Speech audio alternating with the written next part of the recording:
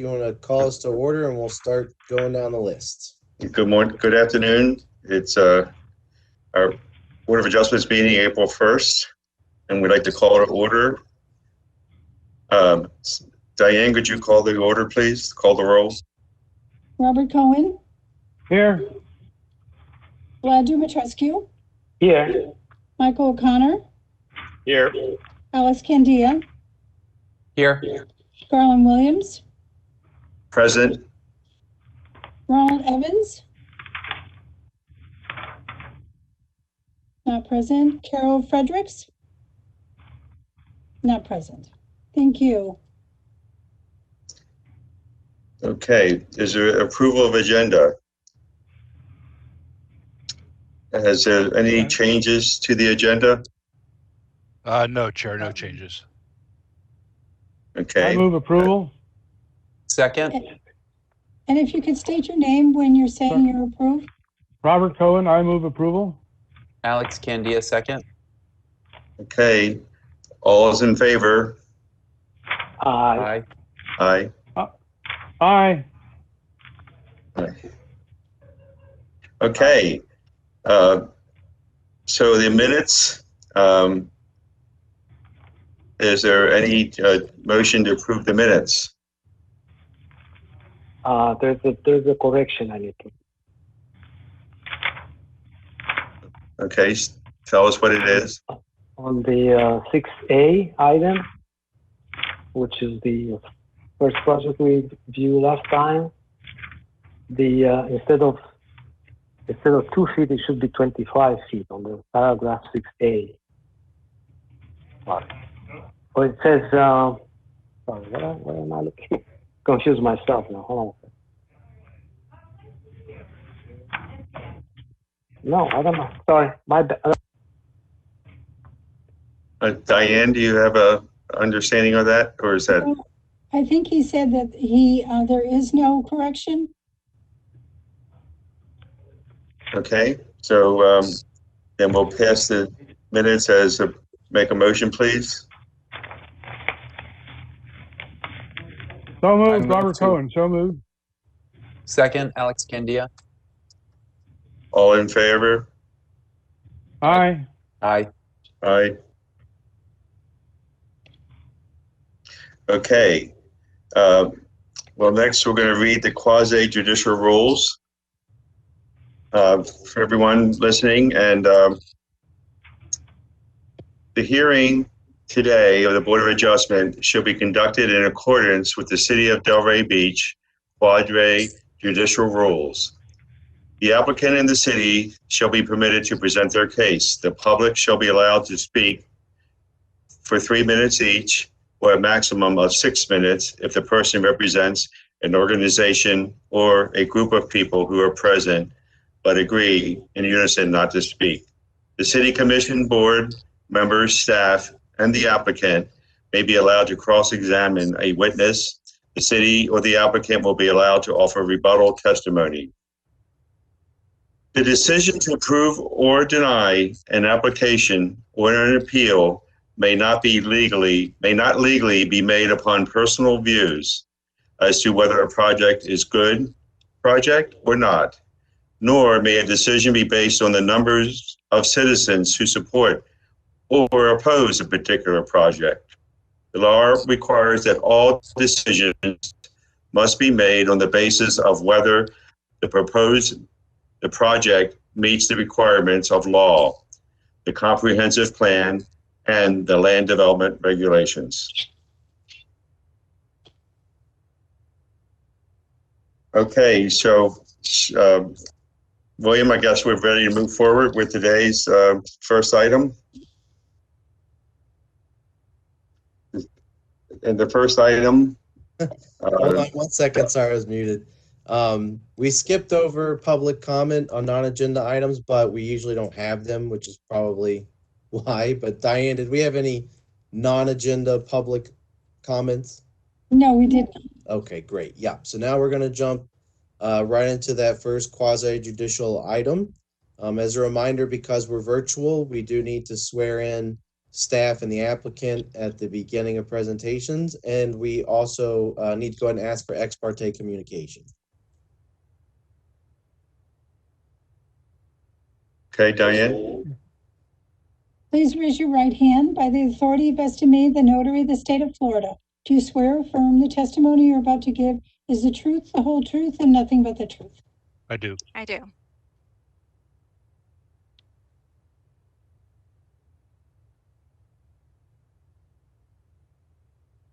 Okay. Has there been any ex parte communication? No. I drove Okay. by. Okay, thank you, Vlad. Nothing here. Alex Kindia. Okay. Nothing here, Mike O'Connor. Nothing here, Garland Williams. Okay. So, and the applicants are present for the first item? Diane, don't go anywhere. You've got No, to pass I'm right the here. ball. I'm right here. Pass the ball, and then you can do that. Okay. So I guess I should read it out, William, or is Diane going to read it? We're waiting for Diane to pass the ball to Rachel, and then Rachel will introduce the file and the item. And Okay, then great. allow the applicant to present. So there we go. Okay. Okay, good evening. My name is Rachel Falcone, planner, City of Delray Beach. I will be entering agenda item 6A into the record, file number 2021-101 for a variance located at 25 Northwest 8th Street. It's for consideration of a variance request from Land Development Regulation Section 434K to reduce the front setback from 30 feet to 23 feet and the side street setback from 15 feet to 8.5 feet. And the applicant is here to give a presentation.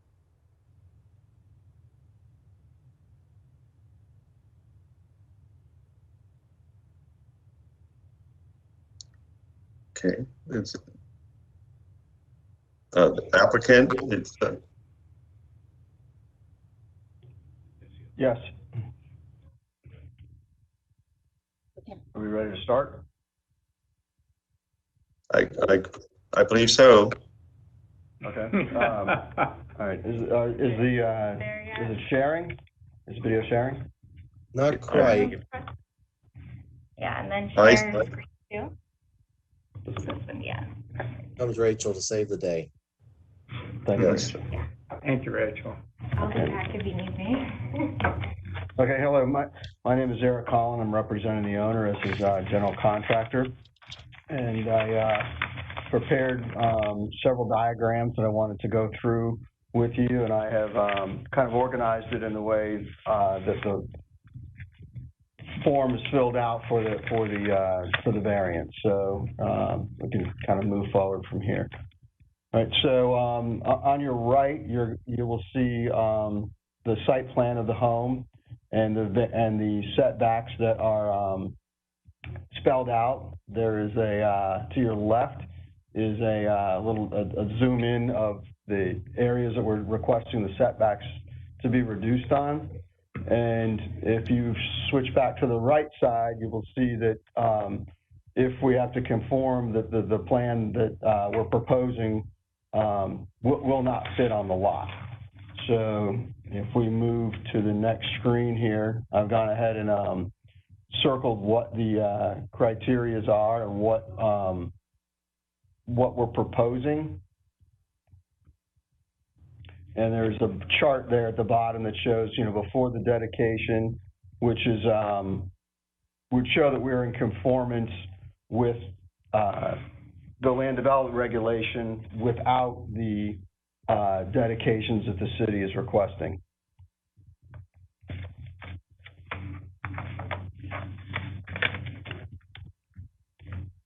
The next page is just a legal description. We can kind of skip through that. This is a sketch of the dedication that the city is requesting. It shows which sides of the lot it's on and the area that it encompasses. I've gone ahead and taken some photographs of the property from the different streets, so you can get familiar with, you know, where it sits and what it looks like in its current state.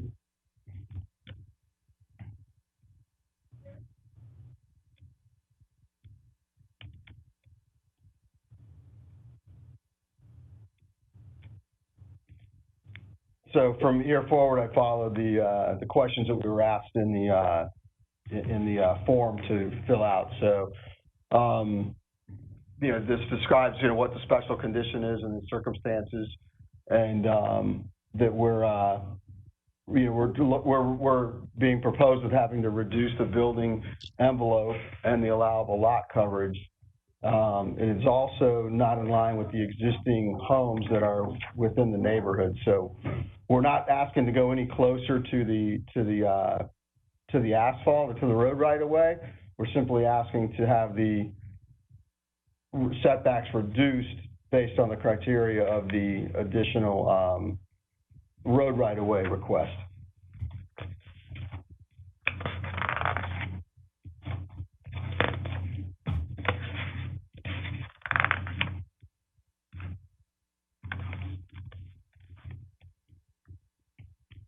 The next item was describe which little interpretation of the regulations would deprive us of our rights enjoyed by the other properties subject to the same. Again, the movement of the property line reduces the dedication and the depth and width of the lot, there and reducing the footprint and overall value of the property. I explain how the special conditions and circumstances not result in any actions of the applicant. We wouldn't be in front of you this evening if we had not been requested of this road right-of-way dedication. Again, it was designed in conformance with the existing code, the land development code, without the dedication. Again, explain how granting the variance, you know, would not confer any special privilege, and you know, again, we would not be requesting this if it weren't for the road right-of-way dedication. In addition, the property owners on the opposite side of the street, you know, don't have to dedicate property. The reasons set forth in the variance, we're only asking for the minimum required to build the plan that we're proposing to do. And it's consistent with the older homes and that were also built in accordance with the LDR exclusive of the road right-of-way dedication. Again, granting us this variance, you know, would how would it be in harmony with the general purpose and intent? The surrounding homes have the same issues with the dedication, and we really can't see how a minor variance could undermine the existing regulations or be injurious to the neighborhood or the public at large. So I think the last page here is, please provide any comments. So our move to approve this variance, you know, in conformance with the charts that we laid out. This kind of summarizes what those are that are also listed in the staff report. And I would like to conclude and acknowledge the negative feedback we've received regarding this issue. And I want to, you know, point out again that we would not be in this position if we were not asked for this road right-of-way dedication. You know, all of the homes that were built prior to this conform to the same setback and lot coverage criteria we're asking to build to. And these homes far outnumber the newer homes that are built as of recent. You know, our home would not be any closer to the road than any of the older homes built prior. And the newer homes that were built in accordance with this right-of-way dedication, you know, who chose not to request this variance should not be, you know, upset that we're exercising our right to make this request. You know, we're entitled to make this under the laws of the land. And they simply chose the path of least resistance when they were in the planning stages. You know, we happen to be on a corner lot, and what is unique is the city's request happens to be on both sides of the property, and the total square footage of this equals 1,620 square feet, which represents 13% of the property. It presents an undue hardship on us that you're not being compensated for. And as a side note, I grew up a few streets over from this on 14th Street, and my mother still owns a home there. I've witnessed the transformation of this neighborhood and understand the charm of this special place. And as a builder, I built a dozen or so homes in this neighborhood, and I'm not interested in compromising the integrity of this beautiful area. I'd like to thank all of you for your time and consideration on this, and that concludes my presentation.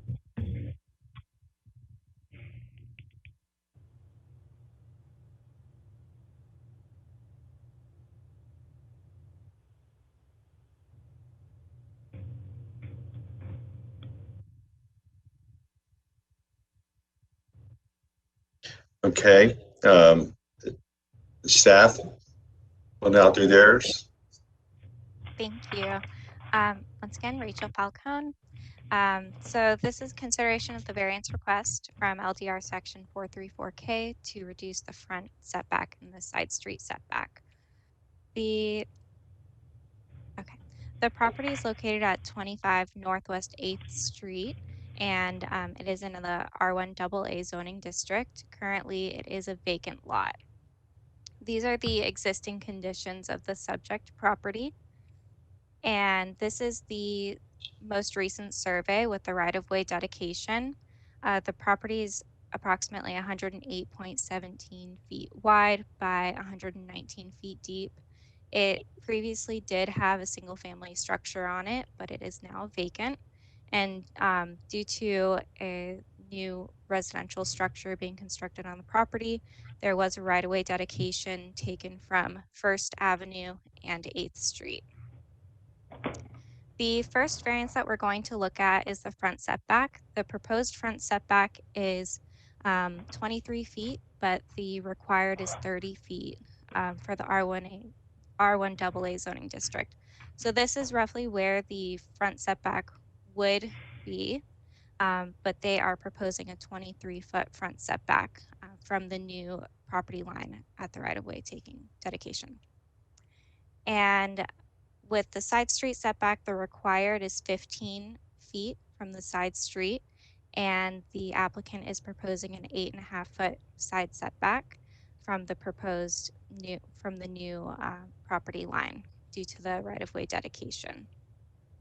And I just wanted to give a visual of what the required setbacks would be with the front setback and the side street versus what the applicant is proposing with the 23-foot front setback and the 8.5-foot side street setback.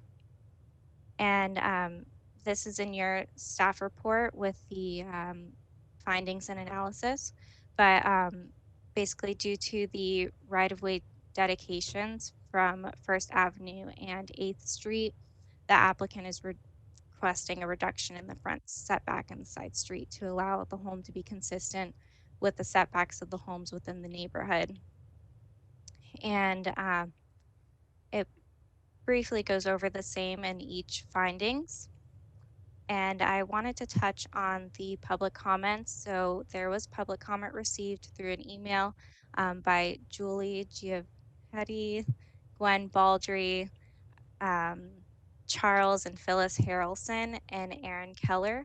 They were all expressing their concerns of the proposed variance request. And that concludes my presentation.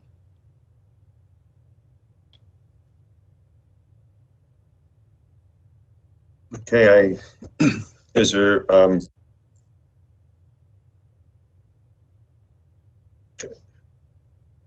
questions?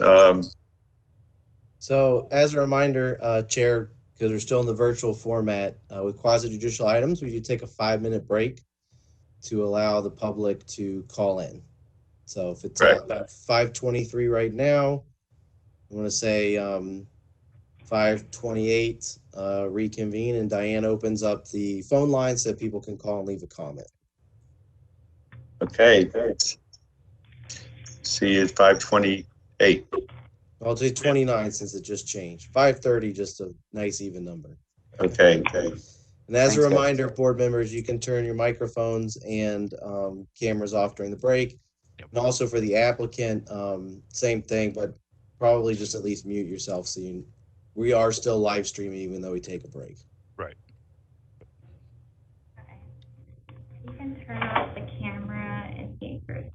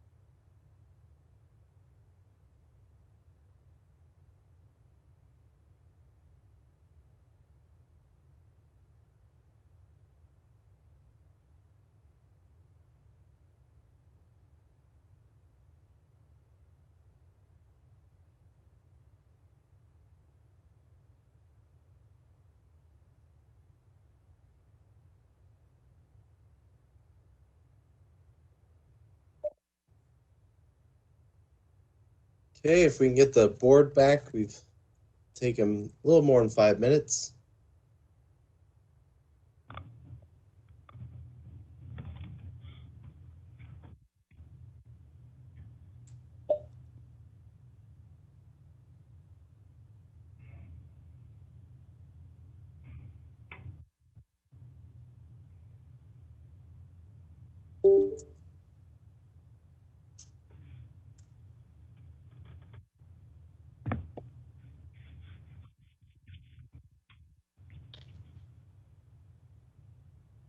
Just go away. I'm not.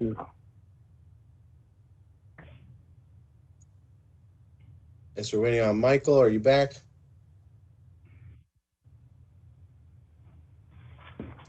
I see him. Great. All right. Yes, I'm Diane, back. if you have any public comments? No, there were no public comments. And now, Chair, the opportunity for the applicant to either cross-examine the city or provide any additional information.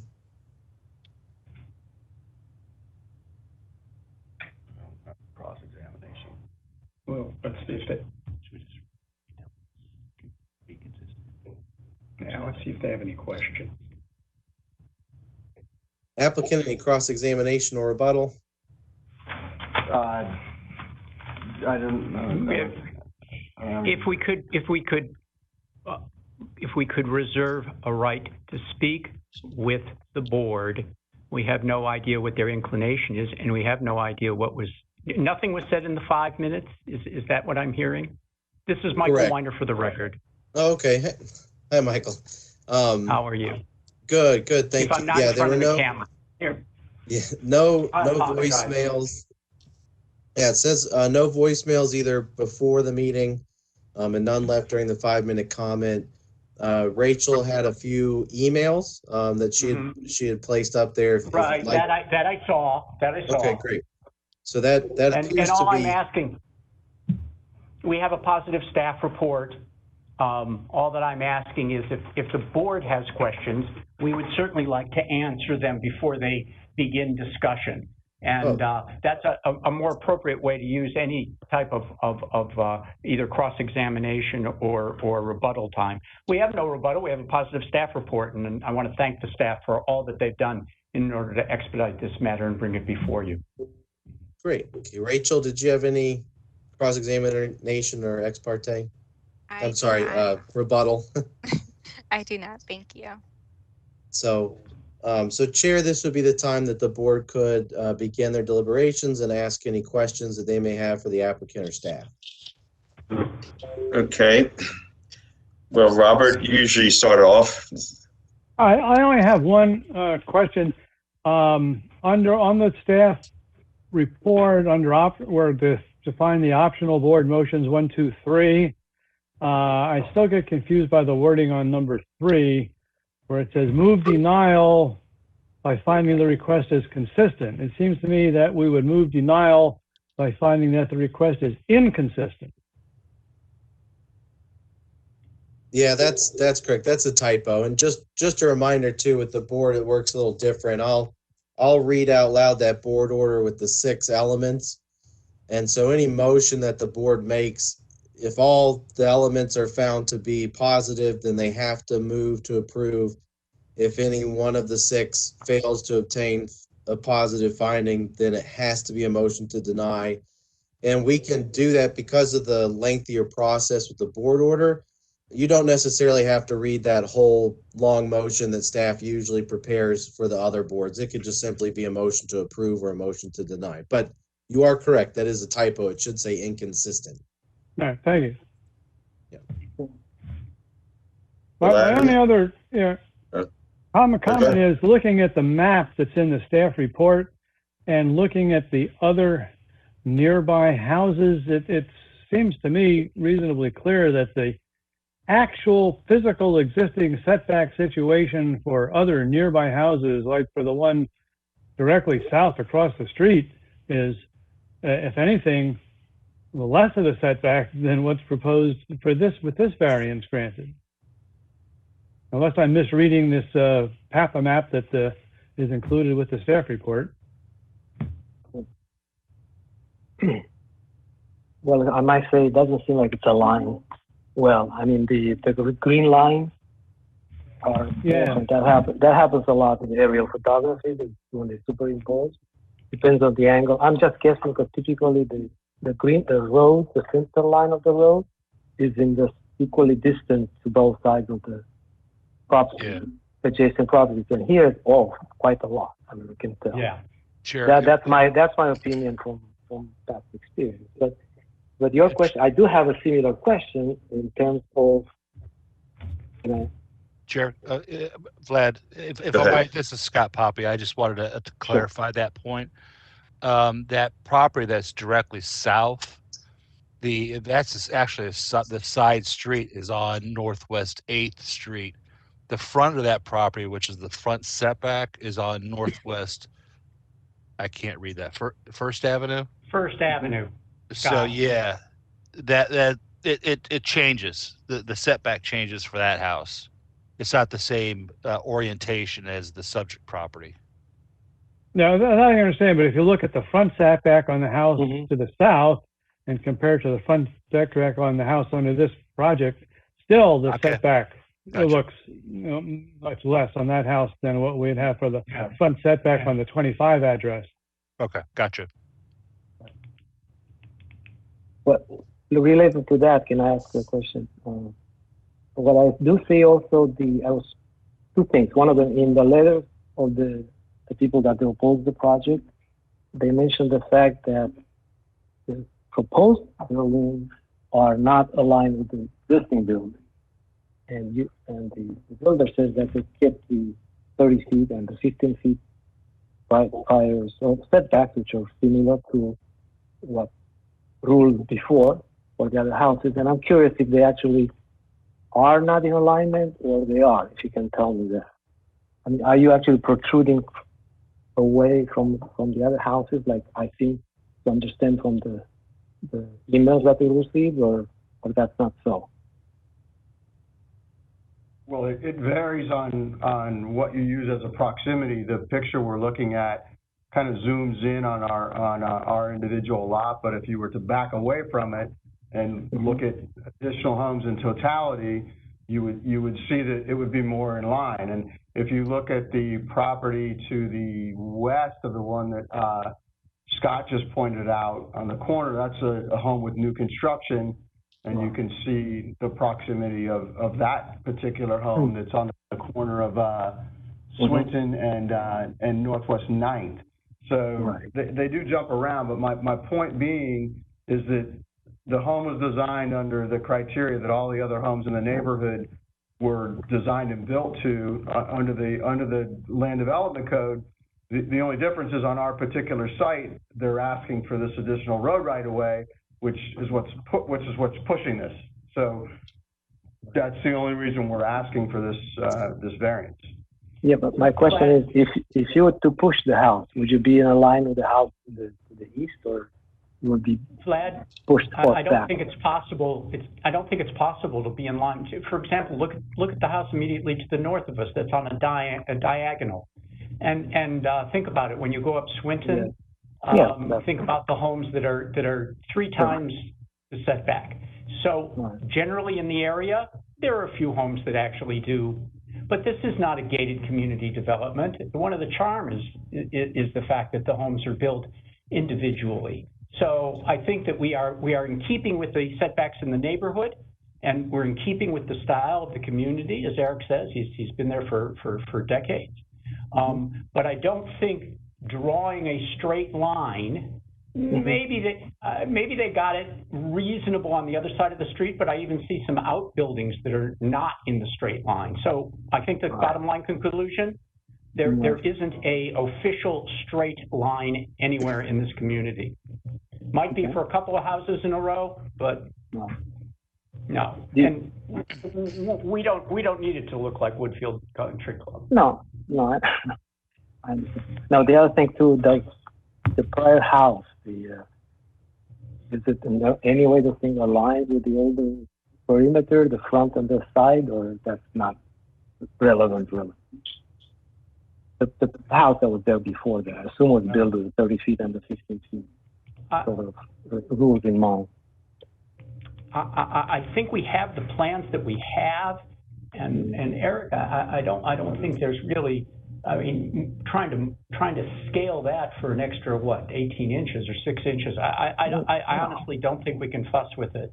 Okay. Eric, am I right? I don't have that information. Right.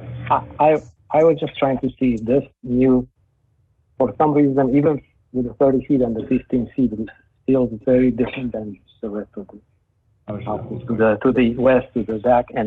And for example, if it protrudes way more than the prior house was designed to be, I don't believe so. That's why I'm asking, because I have a feeling that I don't believe so right. either. The only right. you know, the if you measure from physical pavement, right. there's no protrusions. The only reason we're involved in all of these lines, no one can see. Right. I mean, no one right. can see these property appraiser lines. Right. So protrusion is only because a property appraiser line now has to be drawn right. you know, at a different point. Right. Right. No, I understand. Actually happens to me. I'm doing this work too. So no, what I'm looking at the aerial of the prior house. Mm-hmm. In my opinion, this proposed house, it's not tremendously different along the street on both sides. You know, that's my impression. I was trying to confirm in my, you know, how far off it is. I don't think suddenly the new house is coming so close to the road than the old house was before. You know. May I ask a question? Maybe this is for the city. This dedication is shown on the drawing as an easement. My question is, what's anticipated to be the use of the easement? Simply, is it going to be sidewalk, or is it going to simply be utility easement, or swale, or what's intended for this use? Because that plays on the comments from the neighbors that it's going to drastically change the, quote, green space. But to me, that's significantly a question of what's going to be in this easement, if anything. But there's a sidewalk that they're demanding that we put in. None of the adjoining properties show that sidewalk. I kind of refer to it as the sidewalk to nowhere until the rest of the properties install a sidewalk, or the city comes in and connects the ones that are in with the ones that are not in. My understanding is the dedication is required if and only if adjacent properties rebuild or significantly enlarge or something like that. If the house just stays as is for years, the dedication doesn't apply. Is that what I'm understanding correctly, what this dedication law is? Well, go ahead, Rachel. Okay, please. I can step in. So with our comprehensive plan, the right-of-way requirements for this type of street is a 50-foot right-of-way. So when new construction comes in and it's a vacant lot, Public Works or engineering will see that and require a right-of-way dedication if it's adjacent to a street. I understand. So pick this house to the due east of the property we're considering. Suppose that house stood there as is for 50 years with no enlargement, no rebuilding. They would never have to give a dedication for 50 years. Is that correct? Yes, that is correct. They would never have to give a dedication if they didn't want to. Yeah, and that's my question. So I see that, you know, the sidewalk to nowhere is kind of dependent on what happens to the lot next door, or you only have a partial sidewalk around the corner, yes. I guess. I just want to understand what it's meant that's going to happen in this easement over the years. All right, thank you. It may be a distinction without a distinction for your conversation, but there's a difference between an easement and a right-of-way dedication as well.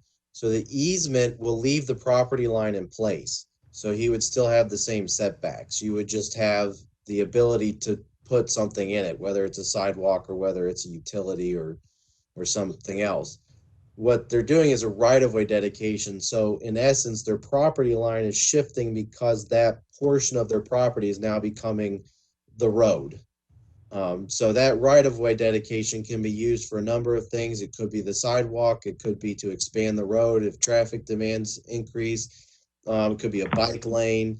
So it's slightly different than an easement, and the difference is what's resulting in the trigger for the need for reduced setback. Precisely. This is Scott Poppy. If you look at the sketch and legal description, it's in your, oh, it's up on the screen now. That's identified as a right-of-way dedication, not as an easement. And that is what the city is requesting, is the right-of-way dedication.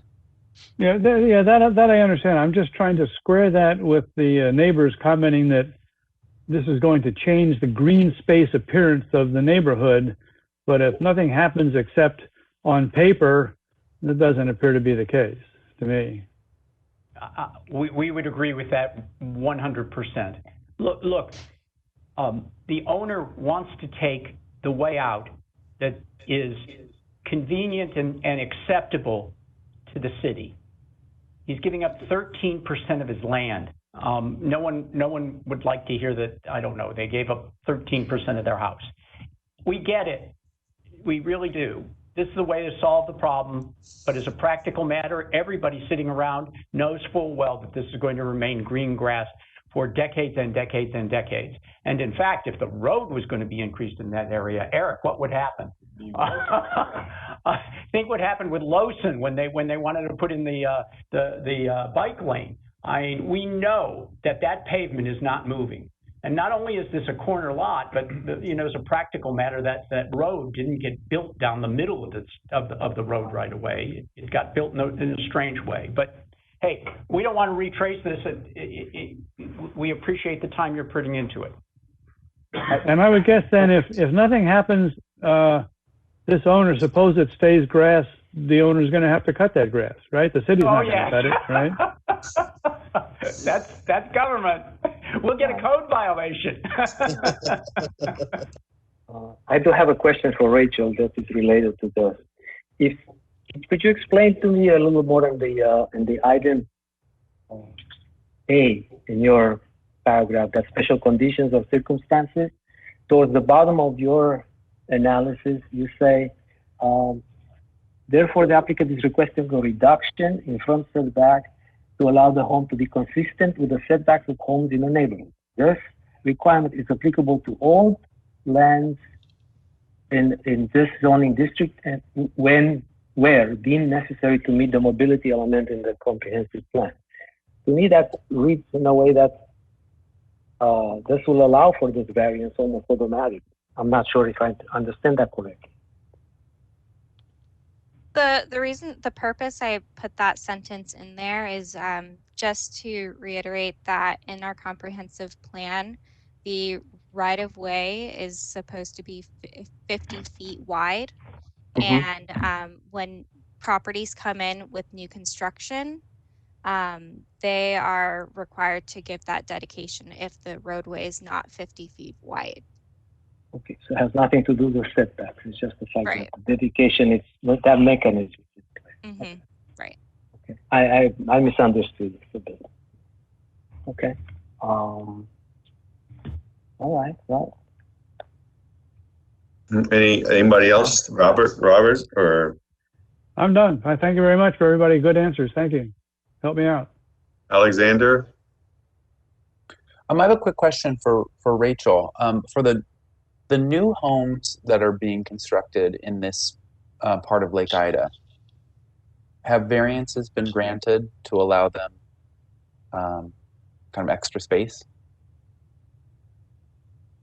Well, I have not done another variance for this type of request. I believe last month at the meeting there was a variance with the right-of-way dedication, or regarding a right-of-way dedication.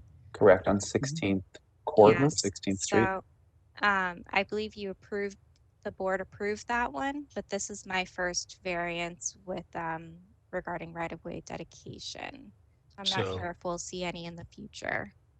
Yeah, this is Scott Poppy again. Yeah, there was one recently that came to the board, and I believe that was approved by the BOA. It was basically based upon the same circumstance in terms of there was right-of-way dedication. The applicant wanted to, and I think it was the same gentleman that's here tonight, Eric, that Yes, sir. that requested the variance so they could either add on to the building or scrape and rebuild. Perhaps the applicant can discuss that a little bit greater length, but at least some of the extenuating circumstances are similar to that other property. Yeah, and I'll jump in real quick on that. One thing board members are usually concerned more with setting a precedent. And so I always tell the board, every single piece of property is unique. So every single property is its own individual review. I would actually probably ask the applicant not to go into the other application that was approved because it really has nothing to do with the piece of property that's in front of you. But you are recognizing that the city's dedication of right-of-way has been present in other applications before the board where they're seeking to reduce a setback because of the loss of property because of the dedication. Okay, I'm good on my side, guys. Thank you. Okay, Robert, anybody else? No. Others? Thank you. I'm done. Thank you very much. Well, it's been it's always interesting to see how things, when the zoning and the right-of-ways dedication has changed, how we're asked to help on both sides, and that's certainly the city has done a good job and they're guiding us, I think, here. But with that being said, I think there's no other public comments. William, nothing came in? No. Diane, was there any more? I know the line's open for another 5 minutes after we come back. I assume there weren't any more comments. Okay, great. Okay. Well, I think all my questions were answered by the comments that our staff and Board of A, our applicant and the staff.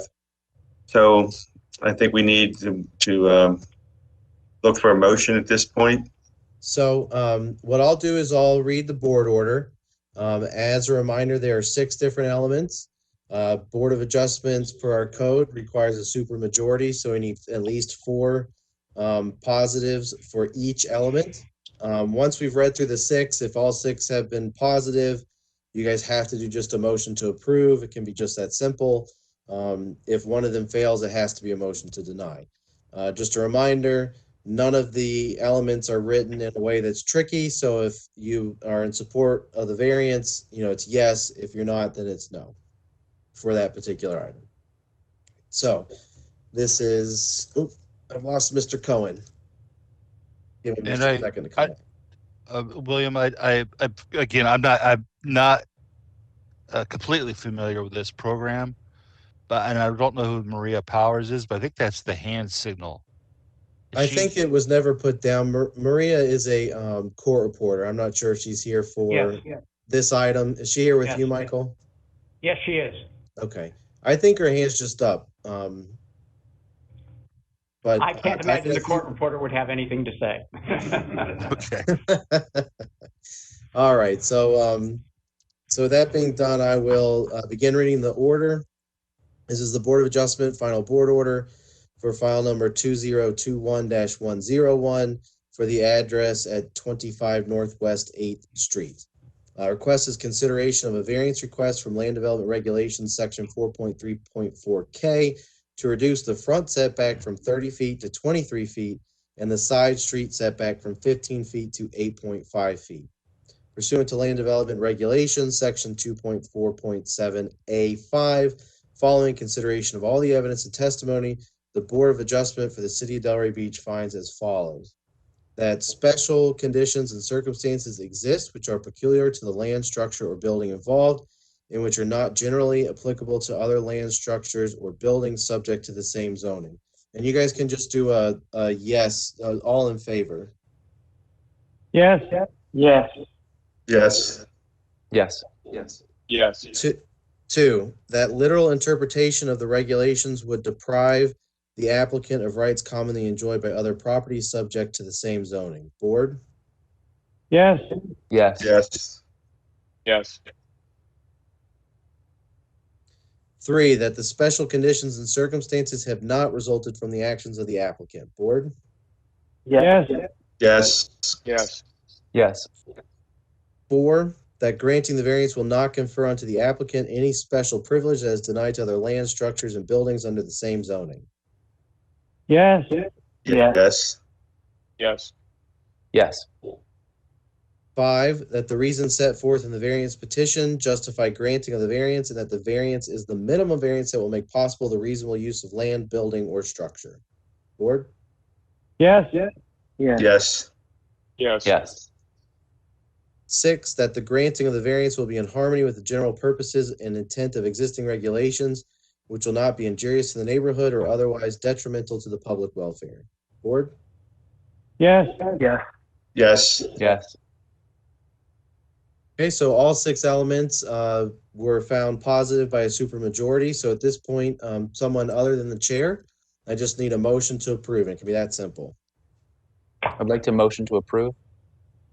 Second. Yeah, Candia.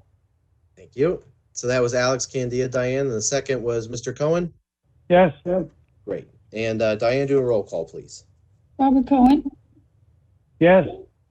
Vlad Dumitrescu, Yes. Michael O'Connor, Yes. Yes. Alex Candia, Yes. Garland Williams. Yes. Great. Congratulations, guys. Thank you. Thank you very much. Happy Easter and Passover. Appreciate your time. Okay. All right. So we're going to move to the next legislative item. Diane? If you could, we're just, Diane, go ahead, but we're going to rotate the other applicant. Well, so Okay. We got to wait give for it- them to swear in. So let's go ahead and do ex parte while we're waiting. Okay. All right. I want to ask each of my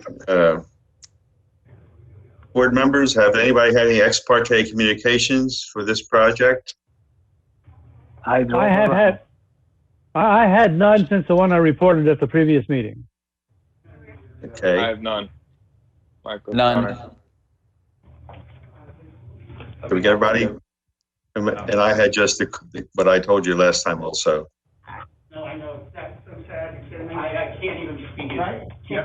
Have a good hearing. Thank you, buddy. Take care. Here, you know, I love it. Exit door finally doesn't open. I'm gonna have Max, I'm gonna run him for him. We're gonna see where he's gonna sit. Can he sit here? Yeah. Oh, well, you come like down here. I'm gonna introduce you, but you're gonna sit over here. You're gonna introduce me? Yeah, but I Okay. want you to sit over here. My right side's my better side. Gary, just to warn you, we can hear Only you. on TV, no. You know how it is, Scotty. You put the camera in front of me and I'm, Diane, how about you mute the city podium while they exchange? Thank you.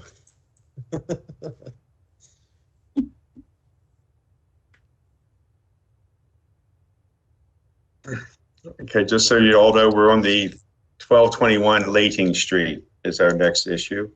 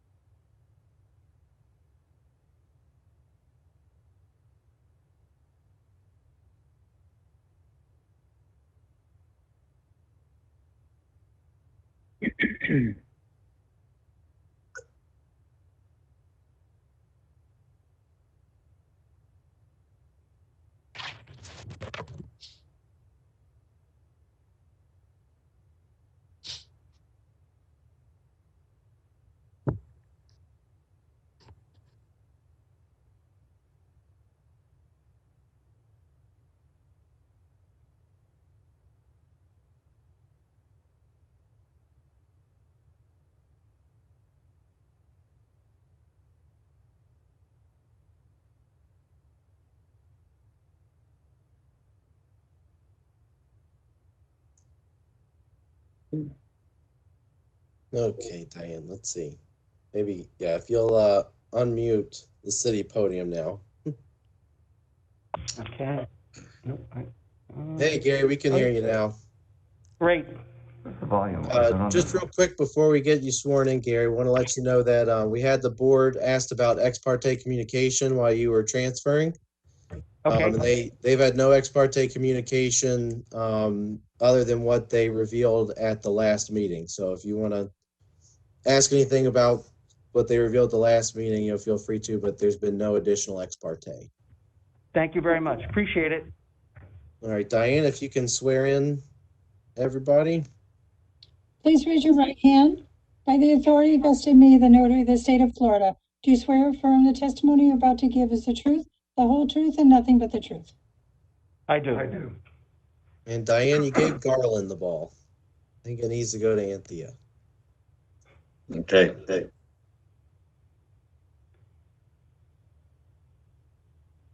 Okay, so this is Anthea Geniotis. I'm the Development Services Director for the record. I would like to enter file number 2021-078 into the record. And the applicant is here with a presentation of their request, and I will follow up with staff analysis. Thank you.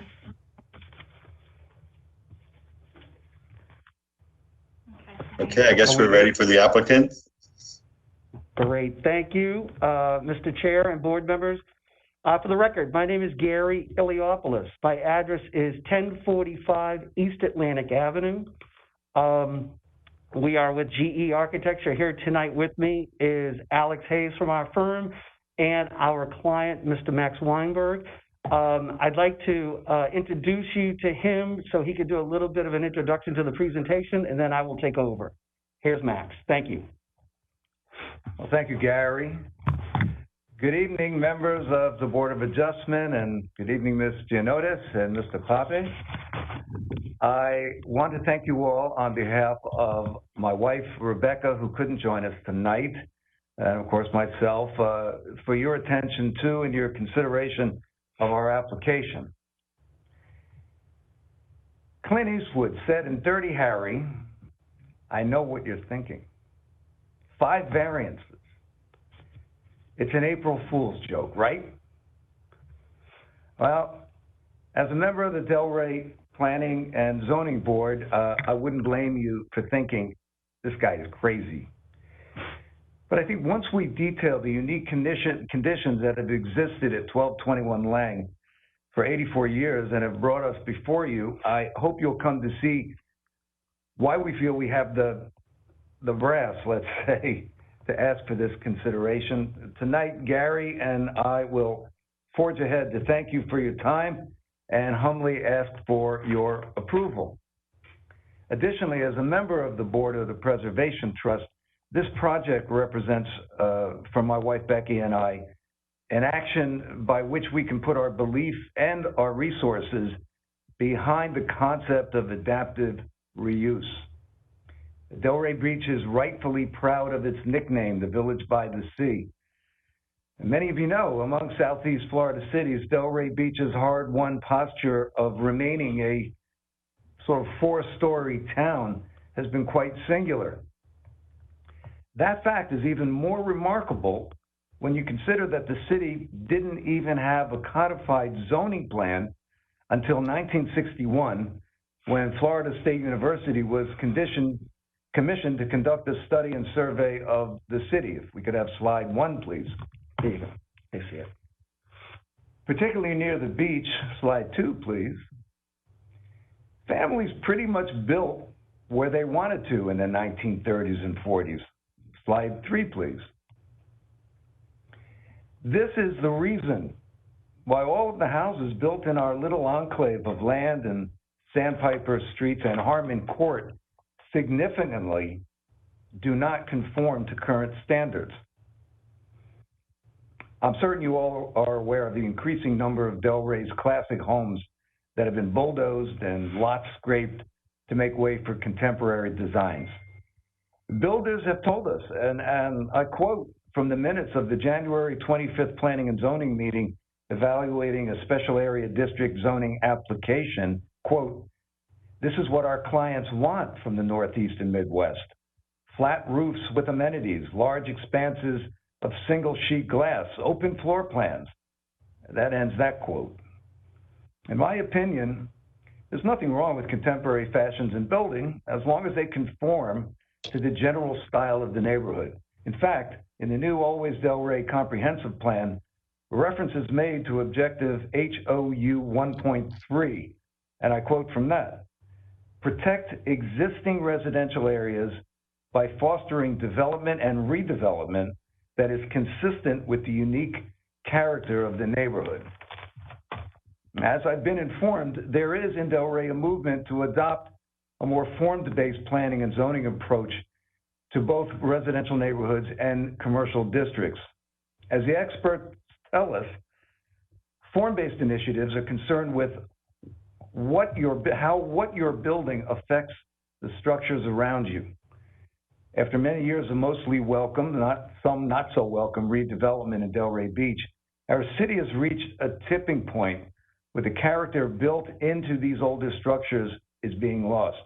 One need only drive down Andrews Avenue or North Swinton, where these vintage and somewhat creased Florida vernacular cottages have been replaced by what many of the old timers in town wryly refer to as sugar cubes. This went away. Next slide, that slide, Yeah, and this is here to stay. This too went away. Next slide, please. And this is now. And here is the future. Next slide. Next slide. Next slide. Even this historic and listed treasure on Seabreeze Avenue, next slide, by famed Sarasota School of Architecture pioneer Paul Rudolph, has been demoed beyond recognition. Next slide. And all possible preservation by a misguided attempt to modernize it. Legal action is ongoing, initiated by the city to deal with the owner, the architect, and the builder, whose response was one of asking for forgiveness, not permission in the first place. Whatever the outcome, this famous The Biggs house went from this, next slide. Well, it did go to this. Yeah. Right, you saw that. That's gone forever, that house. It's common knowledge that it's always cheaper to build new. It's cheaper still to build with 90 and 100-degree angles on a per square foot basis. We know that. It's a box. But it needn't be the first approach to modern day aesthetics and function in housing if an architect or builder or client considers first what I believe Gary Leopoulos has done with our project.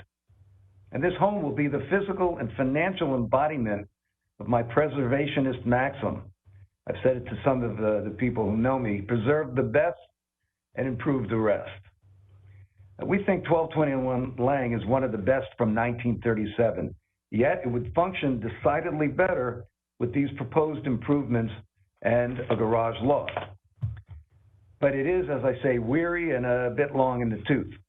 Lead piping, asbestos where there even is insulation, knob and tube wiring. It's the best they had in 1937. It was small in 1937, and it still is small. 1221 Lang has changed through the years. In 1952, slide please. Oh, wait, wrong slide. I think we're on the right slide. Go back to the yellow card. Okay, got it. So you have the yellow card here when permission was granted to cover the board and batten ground floor siding with brick, and wrought iron railings were added to give it the French Creole architectural flavor, which it still contains.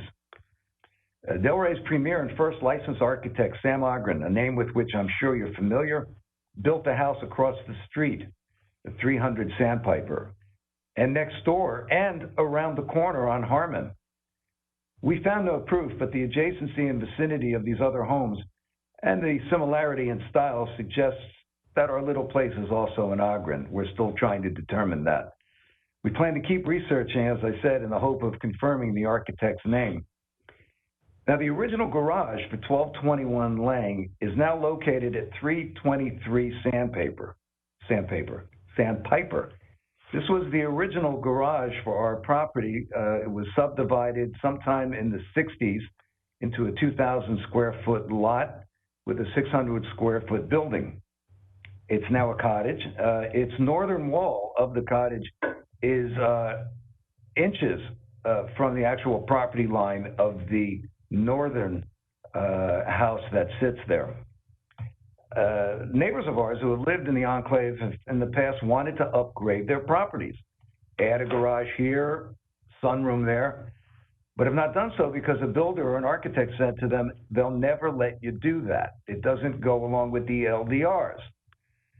As a matter of fact, our boards, Planning and Zoning, SPRAB, HPB, and this body are given the authority to rule in accord with the following directive from the now always Delray Comp Plan, and I read the policy HPE 1.3.2, which I quote, instructs to evaluate and, where necessary, amend the land development regulations to ensure the protection of historic resources.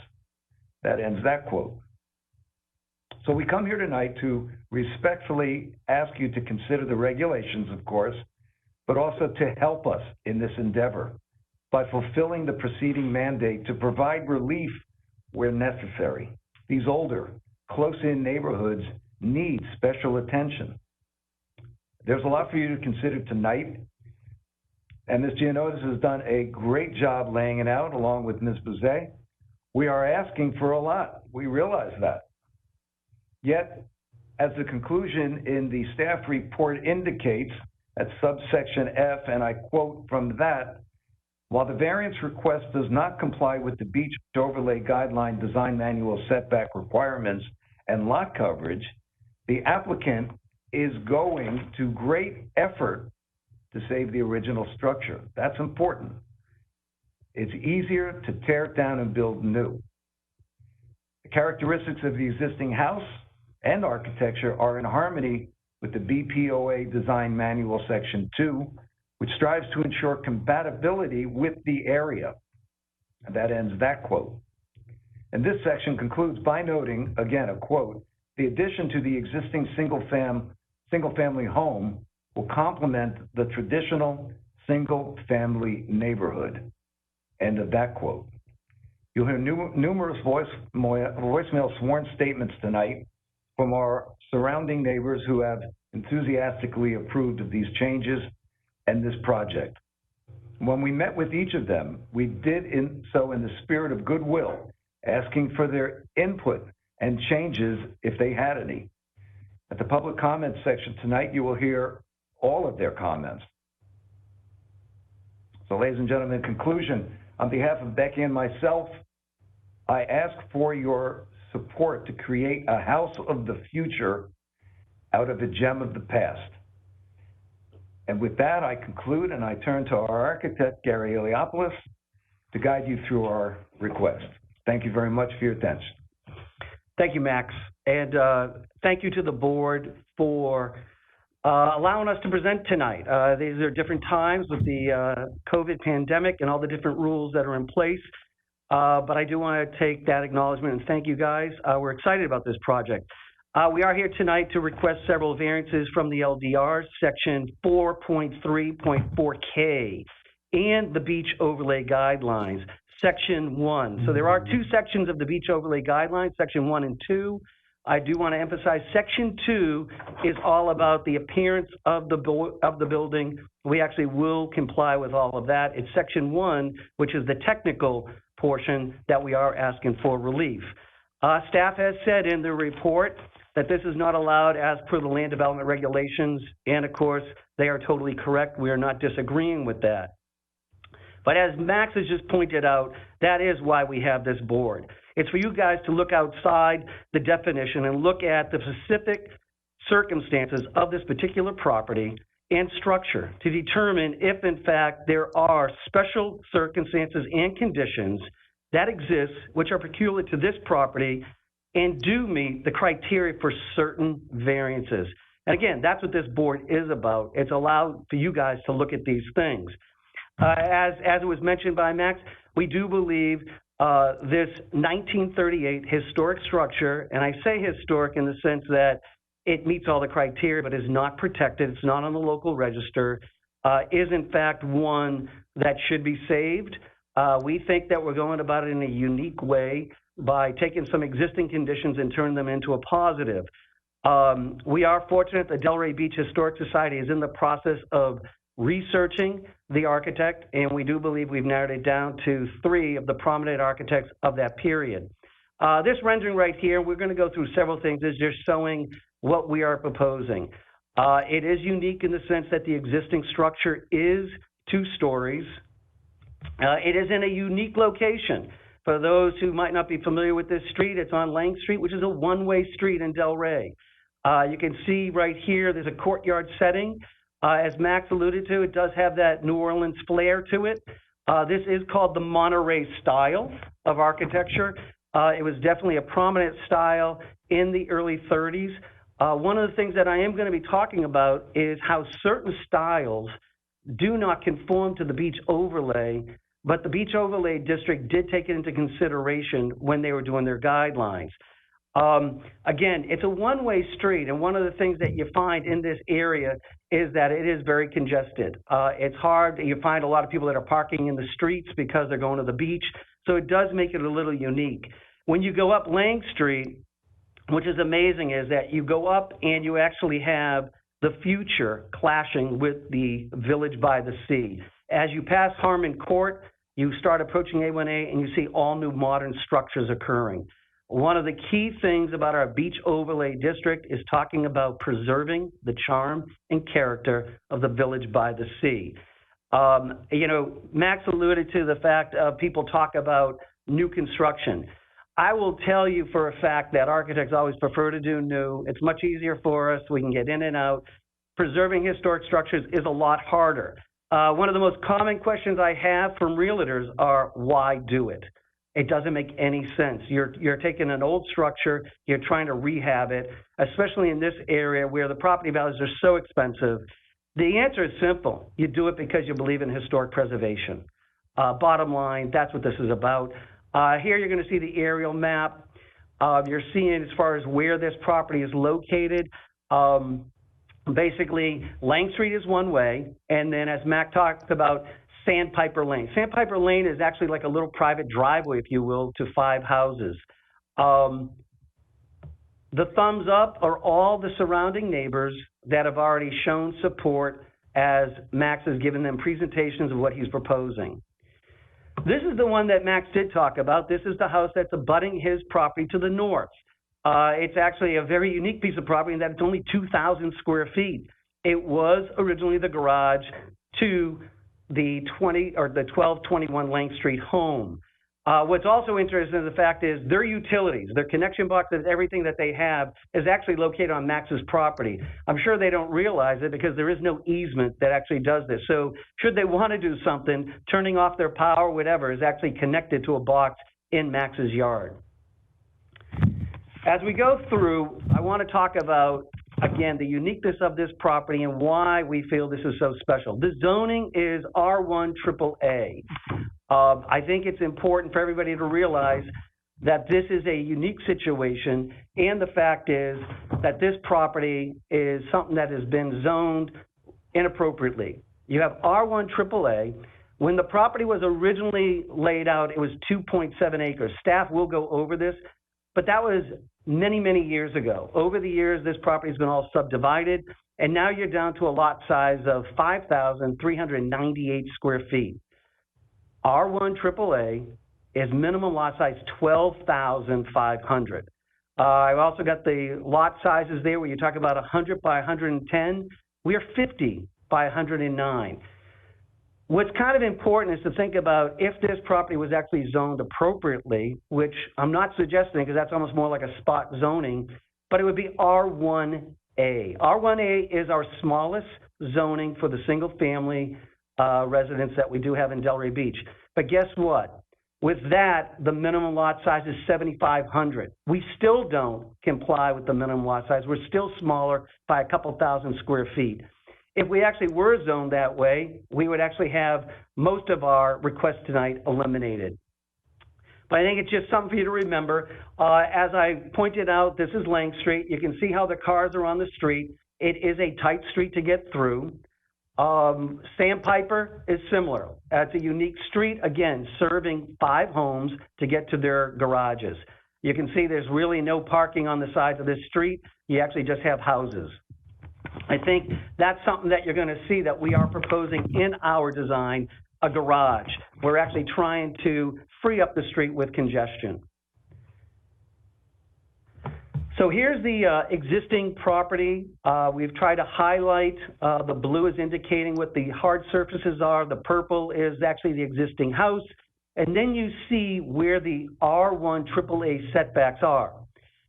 In staff's report, they do talk about open space and lot coverage. I do want the board to know that we're going to demonstrate that we are going to actually eliminate those from the request tonight. We've been working with Jennifer Booth and Amy Alvarez. They've been super to work with as far as staff goes. And we believe that we've eliminated those and we'll be able to show you how that's being demonstrated. That 130 square feet of the local or the terrace down below, you're going to see in the new proposed design that we've reduced that down, so that's no longer an issue. When we talk about the open space, we're at 24%. We're going to demonstrate that we're going to be well over the required 35% of the BPOA. So there's where you're looking at the chart. You're going to see open space along the top, existing 24, BPOA requires 35, R1 AAA requires 25. What we will be changing is the proposed 24, and we'll show those counts later on. Down below, you have your lot coverage. Existing is 27.5. BPOA requires 40. R1 AAA doesn't have a requirement. The proposed was 41%. After we worked with staff, we were able to reduce that down. Oops, sorry, let me go back one. So there you go. This is the existing structure, so you can see how it actually does go into all the existing setbacks. Again, I think it's important to realize how big our property is, and that the fact is, even when you talk about the beach overlay guidelines, they were never designed to actually diminish the values of the properties in this area. They actually weren't even focusing on historic properties like this. They were focusing on large properties, and they wanted to prevent mansionization. Here's one of the charts that we worked out with staff. Kind of goes through at the top. It talks about the front setback. The first column runs down. It talks about the existing, where we are. Then it does BPOA. So we're at 29.6 inches. BPOA requires 35. So doesn't the R1 AAA. And basically, because we're lifting the house up, and I'm going to tell you why we're lifting it up in a short bit, but we're lifting the house up and we're actually duplicating the base of the house. So a lot of the numbers actually stay the same in the proposed because we're literally going vertical with this home. So here's the second floor. Again, the second floor does encroach into not only the side setbacks, the front setback, but it also has in the BPOA a required second floor setback that we are asking for relief from. Again, as we go through these, this is for the second floor. It's talking about what the setbacks would be required, where we are 25.4, where the BPOA requires an additional 5 feet on top, or 10 feet on top of the 35. R1 AAA is 35. Again, we're keeping the house the same, so it actually is proposed still at 25.4. As we go through the side street, you're going to see that the existing structure is actually at 1 foot off the property line. When we're raising the house, it naturally is keeping it the same, but when you raise it, it actually goes to a 17-foot increase on that. So we're asking relief of 16 feet.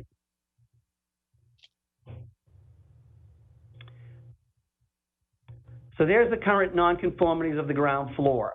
We're shading that in, and again, one of the things that we're doing is we're picking the house up. You're going to start finding in this area, especially, the FEMA regulations are changing.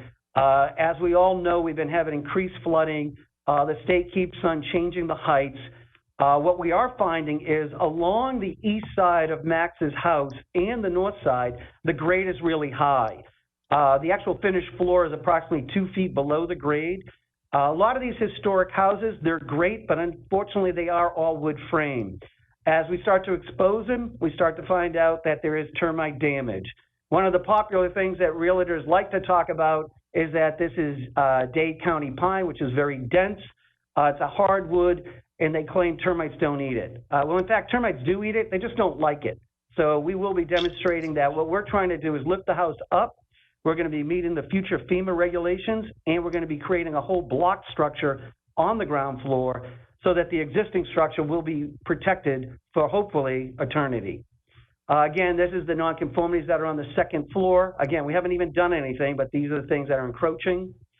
Here are your elevations. Again, now when they did the beach overlay guidelines, one of the key things that they did was they talked about side setbacks. So let's say if the side setback is 10 feet, 12 feet, whatever it might be, the second floor goes another 5. They also said if you're going to go to the, let's say, 15 or 17-foot setback, you can go straight up. They realize that there are certain architecture styles that are actually straight and they don't have a second floor setback. So as we highlight these, you're seeing where this house does already non-conform. We're showing where the second floor setbacks would be as per the BPOA. So as we go around the house, you got the north elevation and you got the east elevation. There is one area that we aren't encroaching, that is in the rear. But one of the things that we don't conform to in the code, and that is parking. There is a section in the code that talks about providing your own parking, and parking should not sit within the setbacks. Our proposal takes it out of that and complies with that code.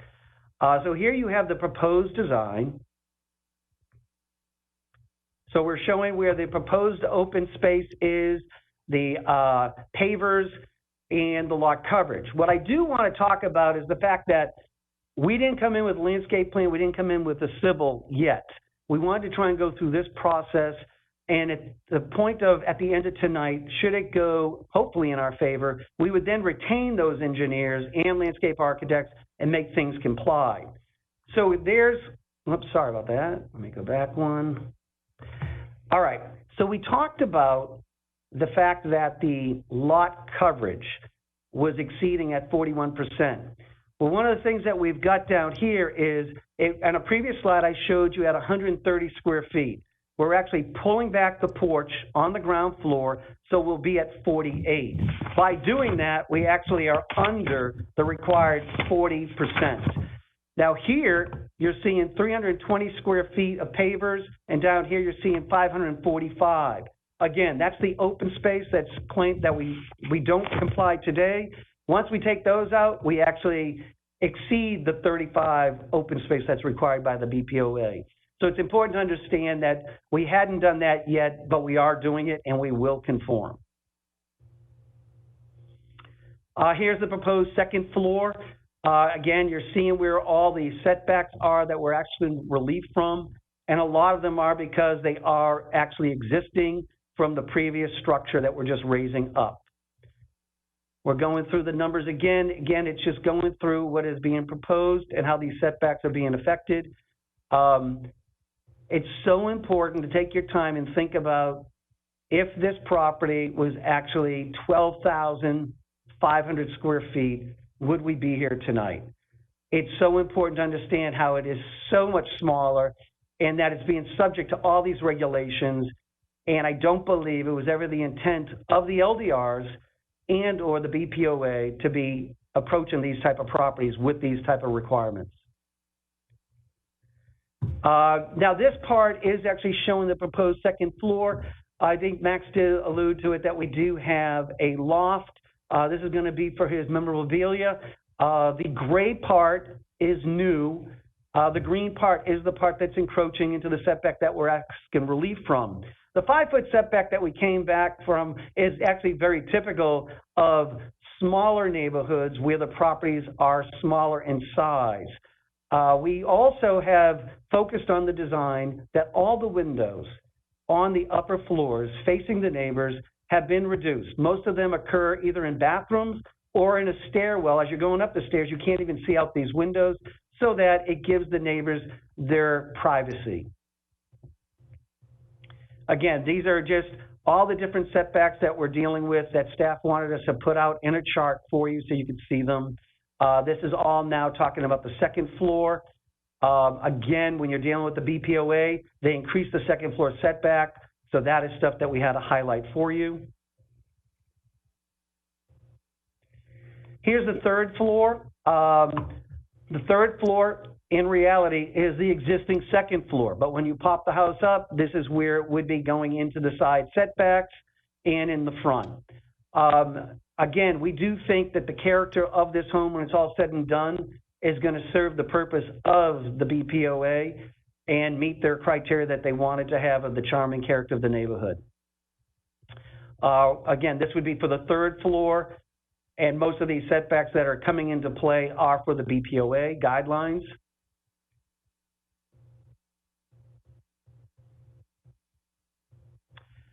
So as we've been going through the building, as per Max has allowed us to, we've been exposing the floors and looking at what we call the termite damage. So again, this is uncommon in these homes. When you have a building that's 80-something plus years old, it's below the grade, you're gonna have termite and rot damage. These are the sill plates that support all the exterior walls.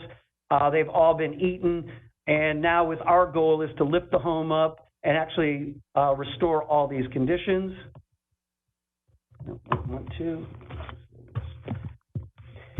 So there's that proposed plan. And again, it's just highlighting this. A lot of this is a little bit redundant, but I know when I was dealing with Jennifer and Amy, they wanted to make sure that we were showing exactly what we were proposing. We've talked about this garage. Again, what happens is when you're dealing with the setback, the parking requirement actually for single family is that the parking has to occur on this side of the setback. Well, you can see we can't comply with that, but we're trying to actually take the cars off of this narrow road and actually improve the streetscape of Sandpiper Lane. That's actually the original footprint.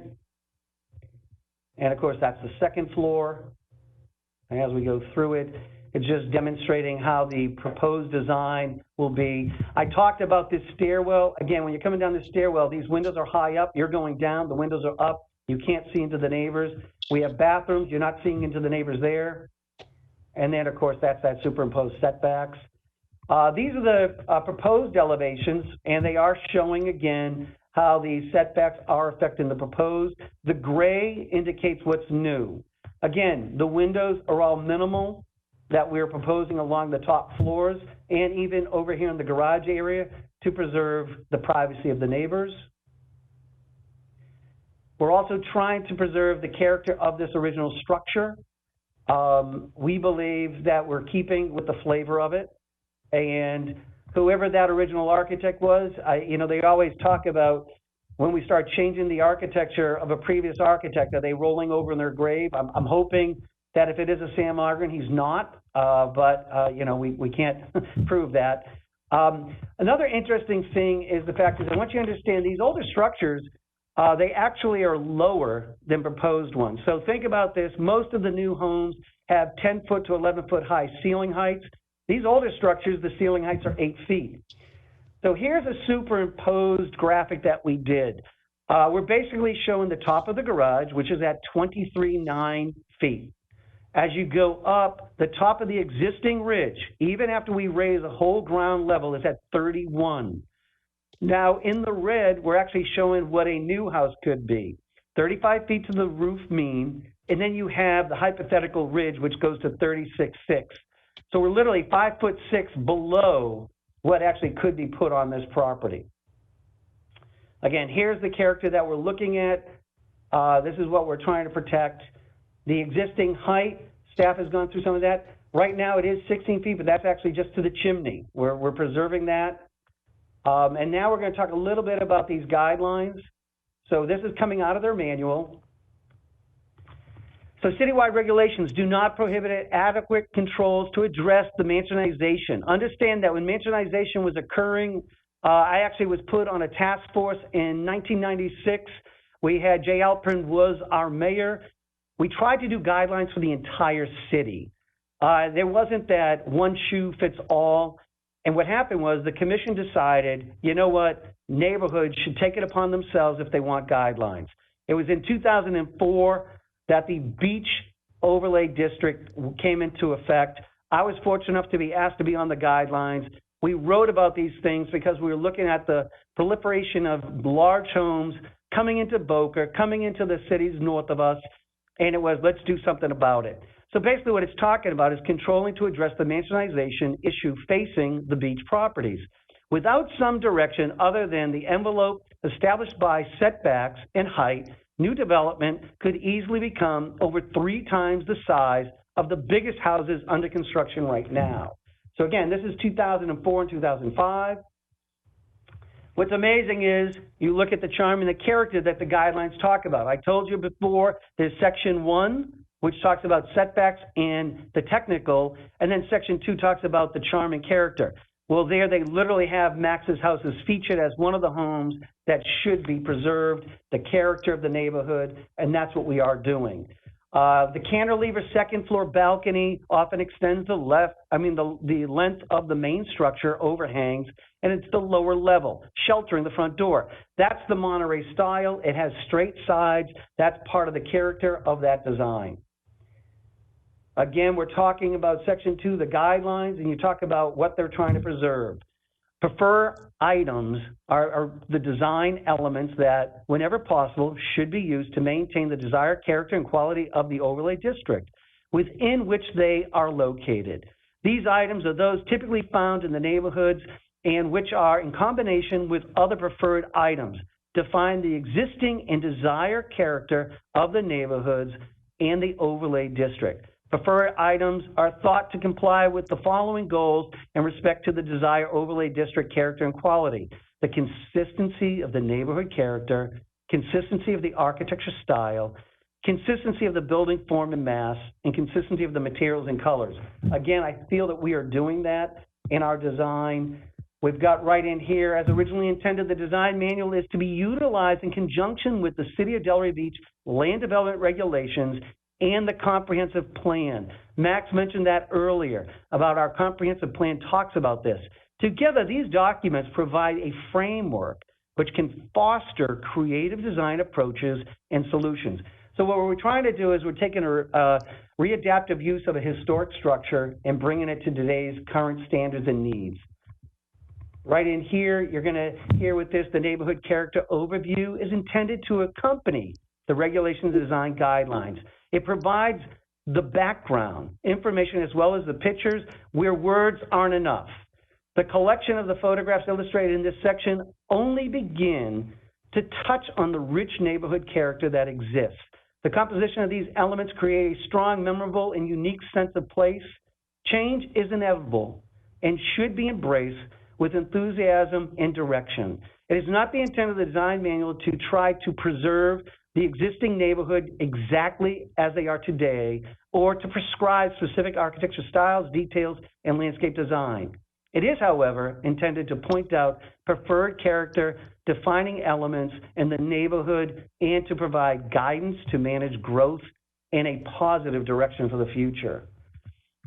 Again, Max touched upon this, a great home in this neighborhood. It's no longer, it's come down. Thomas Street. This one, it's interesting. This one's on the corner of Andrews and Vista Del Mar. We actually renovated this home in 2004. It's a Sam Ogren. It's coming down. It's being replaced with the modern homes. I know it's bad because I keep coming before this board. Unfortunately, I'm going to have to keep on coming before this board to try to save these historic structures in whichever shape, form I can. We've saved 7 homes within this district where they were not protected. Our goal was to show somebody that you can take these homes and bring the charm and character back into them and actually bring the value back to where they are. This is where we're talking about doing the garage addition. There's you're seeing where the gates are, and you'd be coming off of Lang Street and you'd be parking there. Again, the windows on this side are minimal. There you're seeing those right there. This side is actually pretty much accurate. This is the east side. It is pretty much dense with foliage. There's not going to be any issues there where anybody's going to be even seeing it. This is one of the charts that staff came up with. We were working with them. I think it's important. I actually kind of go through this and I eliminate some of them because the fact is a lot of these are existing and should be just taken off the table. When I say that's because the fact is, again, we're dealing with a lot that's 5,000 square feet. Actually, it's 59 or 5389, and it just seems to be something that, okay, on the frontage, you see where it's required 100, we're at 50, we do not comply.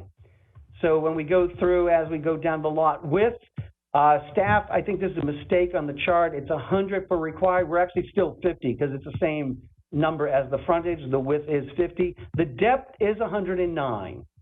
So as I eliminate these, we talk about, okay, the lot area required 12,500. Clearly not something that we did. It's 5398. We talk about the height. Even at the end of the day, of the requirement of 35 feet, we're actually below it. So, you know, that's good. We do comply with that. I did show you how we will comply with lot coverage. We will be below the 40% when we come in with the actual drawing. So that, to us, is not a condition that actually is something we have to worry about. The open space, we will be over the 35% once we eliminate the pavers that are currently shown on the existing house. When you look at the front setbacks, again, these are existing conditions. Those would come off. The second floor, again, we're lifting the house up. That should not be counted in a sense that it's existing. We didn't actually create this. That one that I just removed right there was on the side street. On the side street, the existing structure is literally at 16 feet. We are keeping it at the 1 foot by raising it. So that's what we're looking at when you start taking off these elements. Let me go back to that. So you're dealing with the side setbacks. You're dealing with the BPOA second floor setbacks. That's what we're talking about tonight. This is basically the criteria you're going to be looking at. I think I want to highlight one thing about tonight. This board is in what I call a unique situation. Basically, most of the times when you guys are voting on things, you're dealing with a wall height. You're dealing with a pool encroaching into a side setback. This is unique, and it might be a little dramatic, but I want to highlight what we're talking about today. We're talking about a historic structure. We're talking about a structure that's not in a historic district.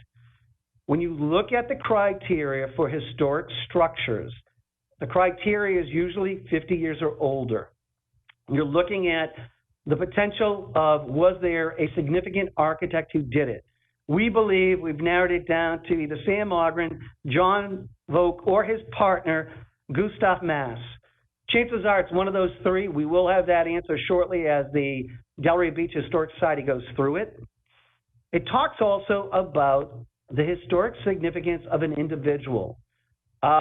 Today we have Max Weinberg. For those of you who don't know, he is the drummer of the Bruce Springsteen band, and he's already in the Historic Hall of Fame, Music Hall of Fame.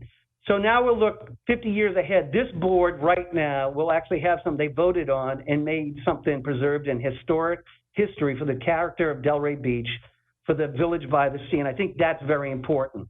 So as we go through the criteria, pursuant to the LDR section 2.47, A5, A through F, the variance finding, the following must be made to the approval of the variance. A, that special conditions and circumstances exist which are peculiar to the land, structure, and or building involved, and which are not generally applicable to other land, structures, or buildings subject to the same zoning. A matter of economic hardship shall not be constituted a basis for the granting of the variance. So I'm just going to go right through what staff has said. There's only a couple of things that I would modify. The property is located in R1 AAA zoning district in the North Beach Overlay District. The property generally consists of 50 feet east of the 300 feet lot 4. Now, basically what staff is talking about, the original plat, which consisted of 2.7 acres. The graphic provided includes lot 4 from the original plat of 1899. As the lots were subdivided, including 1221 Lane Street, the lots became smaller and are now considered non-conforming to the LDR section 4.3.4K development standards. The subject lot now contains 5,398 square feet, whereas 12,500 is required lot size for R1 AAA. Several of the surrounding lots still retain the original structures from the 1930s. So their staff is stating what's happened over time and why this actually satisfies that criteria. B, the literal interpretation of the regulations would deprive the applicant the rights commonly enjoyed by other properties subject to the same zoning. The structure was built in 1938 on the property that is now classified as existing nonconformity. The location of the structure on the property combined with the small lot size limits the ability to improve the structure with additional square footage, living in space without seeking relief. That special condition and circumstance have not resulted from the action of the applicant. Those are all existing conditions. The property owner purchased the property in 2020 and wishes to retain the existing structure while improving it by adding living area as well as meeting the requirements to combat the sea level rise. If the applicant were to demolish the structure, it would be unrealistic to meet the minimum setbacks required on the lot. That would result in a 21-foot wide single-family residence. However, the proposed lot coverage is 41 feet, which exceeds the maximum of 40 by the minimum amount. It's important, I want you to realize we will be eliminating that statement because the fact is we will be under the 40. A small reduction in the square footage can reduce the lot coverage to comply with the 40 maximum, which we will do. The current open space is 24% due to the existing hardscape, and even with the proposed addition, the nonconformity is not increased. We're actually going to bring that over 35% with our proposed design of hardscape. Therefore, the variance requested exceeds the maximum lot coverage would be deemed a result of the action of the applicant. I believe we can strike that statement right out because we will comply. D, the granting of the variance will not confer on the applicant any special privileges that is denied to other land structures, buildings under the same zoning. Neither the permitted or the nonconforming use of the neighborhood land, structures, or buildings under the same zoning shall be considered grounds for the issuance of this variance. We're not comparing ourselves to anybody. We actually think this is so unique, it stands on its own. Staff did respond by saying the property is unique and many existing nonconformities, with the exception of the rear setback and maximum lot coverage. Again, the maximum lot coverage can go away. While each variance should stand on its own merit, similar setbacks variances have been granted on Lane Street, Harmon Court, and Sandpiper Lane. The properties that were granted the variances are all within Lot 4, that original plat of 1899, as stated above, on smaller lots, and smaller than obviously what the LDRs require. However, consideration should be made by the board regarding the proposed lot coverage. Again, this part can be waived or stricken from this because we're not asking for that. That reason set forth in the variance petition justify the granting of the variance, and that the variance is the minimum variance that will make it possible for reasonable use of the land, building, or structure. The property is non-conforming. With respect to the application or applicable development standards, the proposal includes the raising of the original structure to meet today's FEMA standards, while the applicant is permitted to renovate and include additions to the existing single-family home in the R1 AAA zoning district. The restrictions of the North Beach overlay limits the applicant further given a nonconformity to this existing conformity. Again, the guidelines were not looking at these type of lots and or these homes. They talk about it in the book about the charm and character they want to preserve. I think until the LDRs can address these smaller lots, we're going to be forced to come to this board and ask for relief. F, the granting of the variance will be in harmony with the general purpose and intent of the existing regulations, will not be injurious to the neighborhood or otherwise detrimental to the public welfare. While the variance request does not comply with the beach overlay guideline design manual setback requirements and lot coverage, again, it will to the lot coverage, the applicant is going to great efforts to save the original structure. The characteristics of the existing house and architecture are in harmony with the BPO Design Guidelines Manual Section 2, which strives to ensure compatibility with the area. Granting the variances facilitate a taller structure on the site which currently exists and will allow more building mass along the street and adjoining properties than other current standards allow. However, there is no other potential detrimental to the public welfare. The proposed and intent of the single-family residential district states that single-family residential districts have been created in order to provide areas which are traditionally single-family detached residents can be established and maintained and be protected from the unwarranted intrusion of other inappropriate uses. The additions to the existing single-family home will be complementary and to the traditional single-family neighborhood that it exists in. The proposal primarily retains the existing footprint and residence by raising the house and adding the new floor, which creates a new encroachment that we're dealing with. But again, we feel we meet all the criteria set forth. This is a part that Max did mention, but I want to talk about because it is important when you talk about our comprehensive plan. The crucial to maintain the Village by the Sea cultural and historic record, a large part of which consists of classic old homes.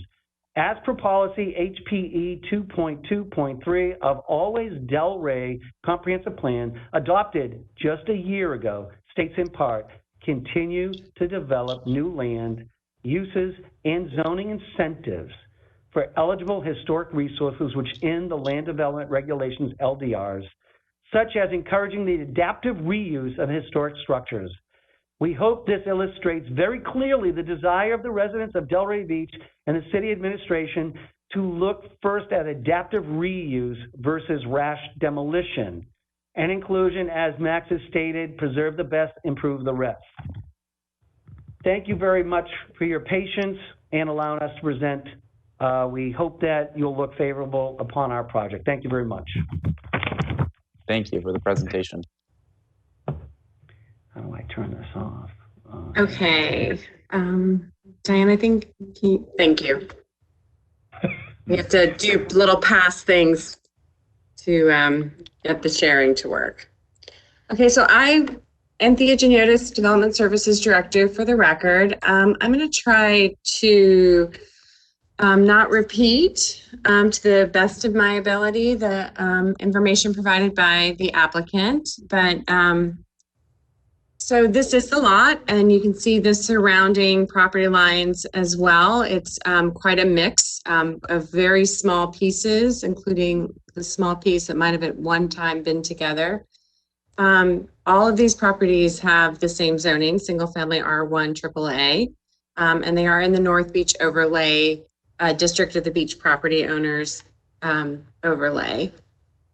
This is a design manual that does strive to provide a high level of design criteria and to protect the current development pattern that helps define the Village by the Sea.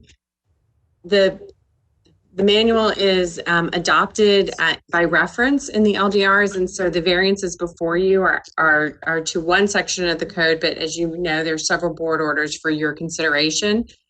And we're going to go over those, and I think it's important for you to realize it's not an all or nothing. You can grant some of them and not others based on the criteria, and that's why Mr. Bennett will lead you through those at the end of the consideration here. So these variances are largely due to two issues that, or two actions that the applicant wishes to undertake. One is elevating the existing home as part of ultimately an addition and preservation effort. And it's an existing home that has many existing nonconformities related to the property, which we'll go over. They're related now to only setbacks, I believe, because the applicant has indicated they no longer are seeking consideration of maximum lot coverage. So again, this is the lot 4 that is referred to, and it's just for scale. This original plat is this entire block between Lang and part of Sandaway Lane and Ocean, and the street to the west that I'm forgetting the name of now. So it was originally platted almost 2.7 acres, and over time it's been subdivided in a number of sizes and shapes and circulation patterns. And so ultimately the key issue here is that the zoning that is applied to this property assumes a much larger piece of land. So this lot is basically 50 by 109, and the code assumes that its minimum size is going to have at least 100 feet of width by 110 feet of depth. 12,500 square feet, it is less than half of that. And so ultimately, the design criteria that is applied to this property and many others in the area is not responding to the actual property development pattern. This is something that I think this board has seen before, because we are struggling with a code that really doesn't recognize mostly the eastern neighborhood development patterns. And so this is before you for that reason. So we do have a range of single family zoning districts, but even the smallest one assumes a lot size of 7,500 square feet. And, you know, we can compare front setbacks and side setbacks and all of those things. But I probably think that since you're dealing with an existing lot and in an effort to save an existing building, perhaps, you know, the setbacks are really also, should consider that, you know, the smallest rear setback we have is a 10-foot setback, and the request here is 5. So again, keep that in mind as you're looking at all of those. Everything else is largely related to the existing original building on the site and this sort of unique preservation effort. So this is what's important. This is the house as it is now, no addition. And so what's happened is you can tell that the front setback is already smaller than 35. The existing side setback to the east is 5 feet 2 inches in this corner. It gets a little bit bigger, goes to 7-8 back here, but the code is expecting that would be much greater. And then this side street setback, this small piece that you can see in the front of the house, is almost on the property line. And so ultimately, some of these waivers are related to keeping the house in its existing location and simply lifting it up to build a 3rd story, but on the ground. So this is the house as you see it today, and this is a rendering of what's happened as it's been pulled up. So the way that the code works is that because this part of the building and the structure is new, even though it's maintaining the same setback as the original structure, because this new construction effort is happening, the existing nonconformity is being expanded, and that's what requires this board's relief if this method of preservation or construction is going to be supported. This is not something we can do administratively, because before, the existing condition is a 1-story structure at this non-conforming setback, and now it's becoming a 2. So I'm going to try this one. I guess we don't need because it's at 41%, and this one request has been removed. I'm going to try to kind of acknowledge the difference between the way it doesn't meet code because of the way it is now, and then the way it won't meet code at the result of after the project, and why.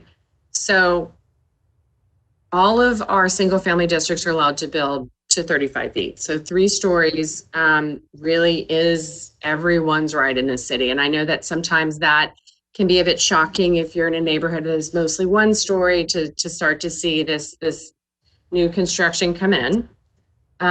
So what happens here is that these non-compliance issues are on the ground today. So if I've sort of grayed them out, they're on the ground today. And I think, you know, Mr. Iliopoulos was showing something similar by like erasing them off of the slide as being non-issues.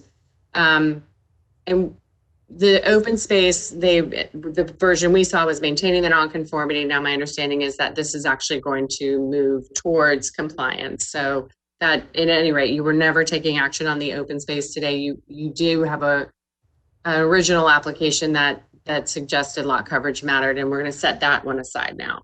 So when the building gets its new base of a new ground floor, the 3rd story will not meet the front setback, and that's a result of raising the original structure.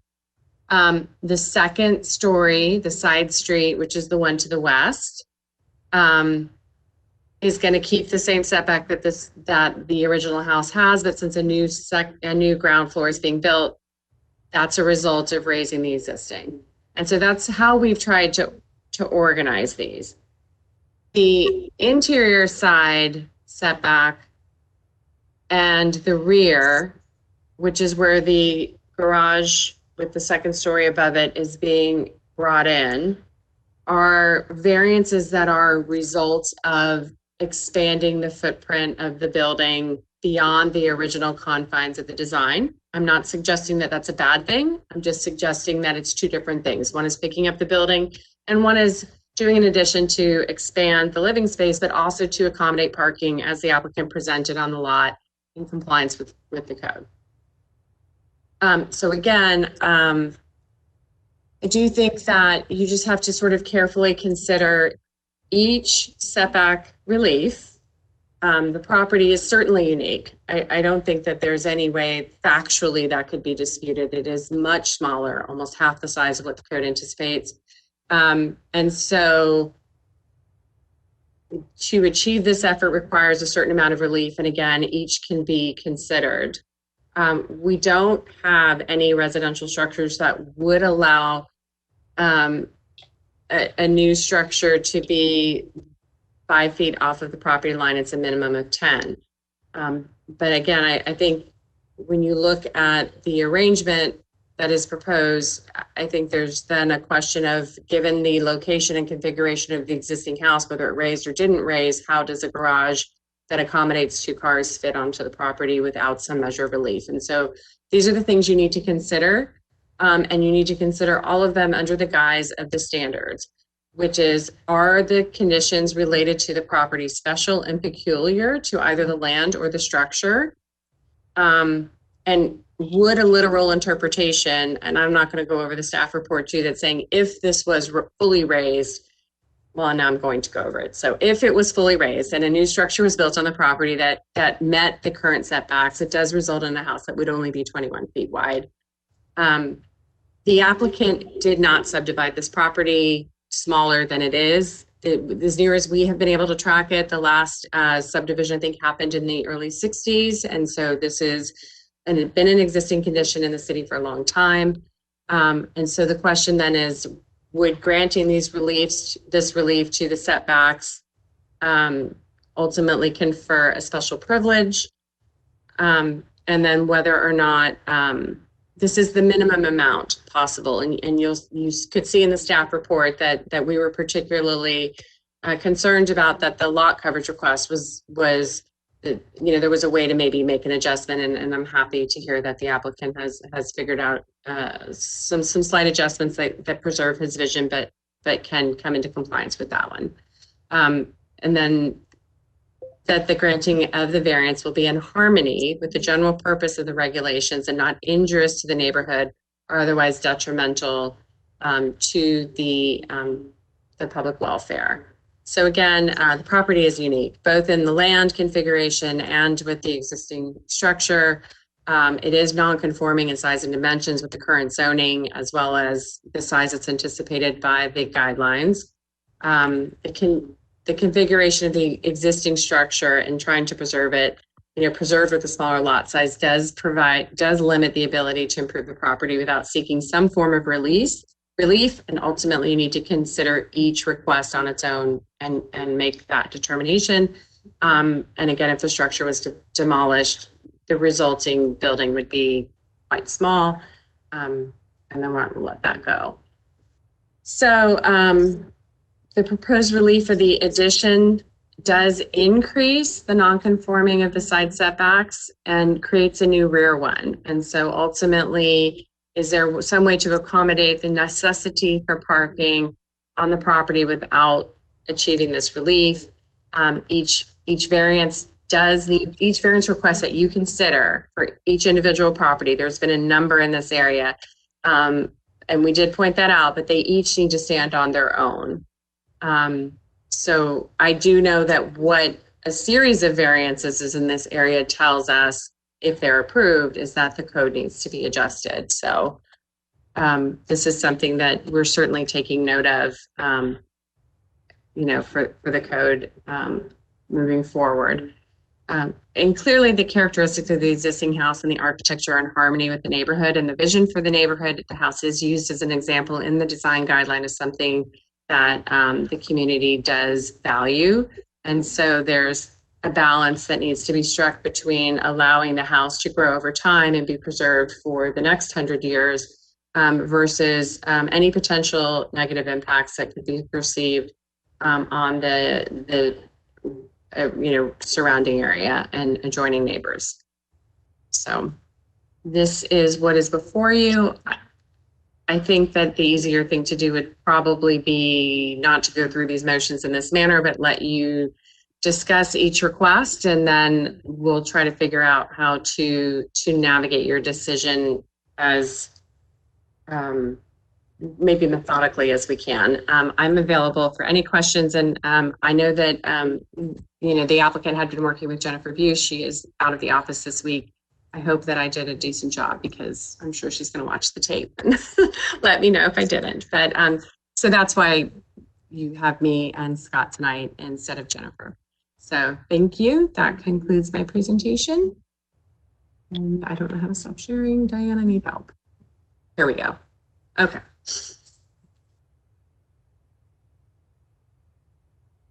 Well, it was a wonderful, informative, and it was not too long. I think all of us learned a lot.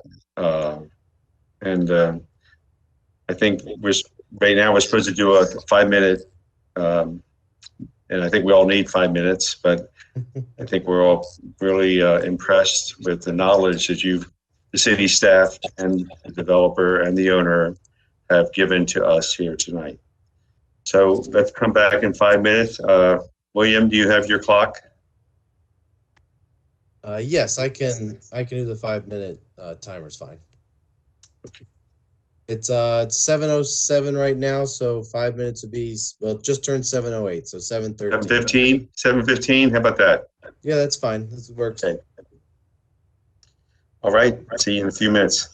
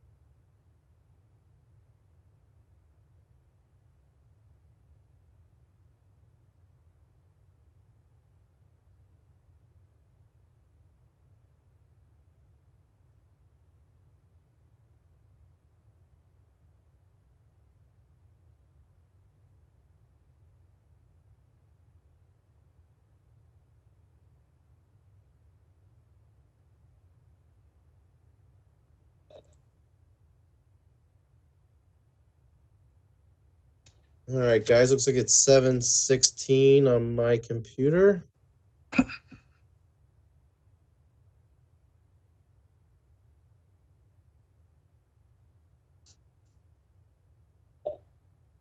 Yep.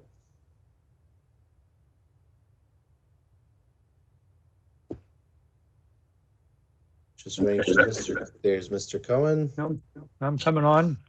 All right, Diane, I know that we have public comments, so whenever you're ready, just start playing them. Okay, thank you. I'm listening. I think we all are ready. There we go.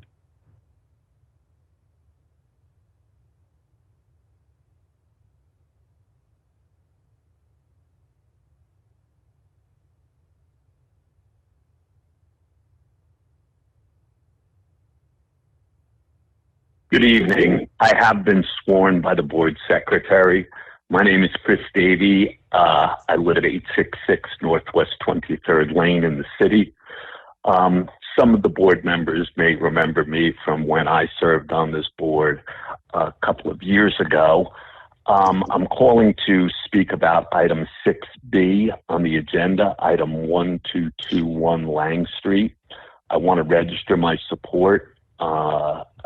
This is the type of project that I think the board should really go out of their way to try to find a way to approve for the applicant.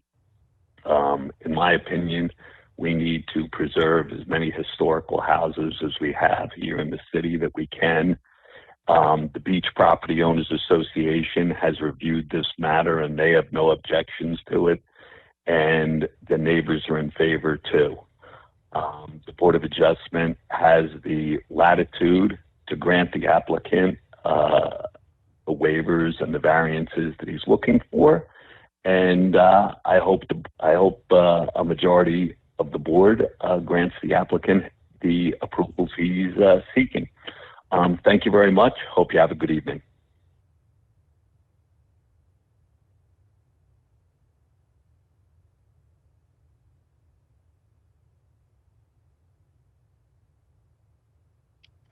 Yes, hello. My name is Ken Coltman, and I live at 1227 Lang Street, and I am sworn in. Our house is east of the Weinberg house, and my wife Rita and I have lived there for nearly 20 years. We also own two other properties, one at 1229 Lang Street and one at 324 Harmon Court.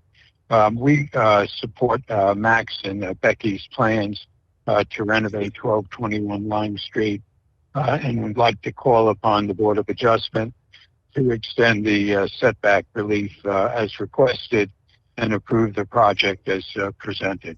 My phone number, if you need to reach me, is area code 561-870-4859. Thank you.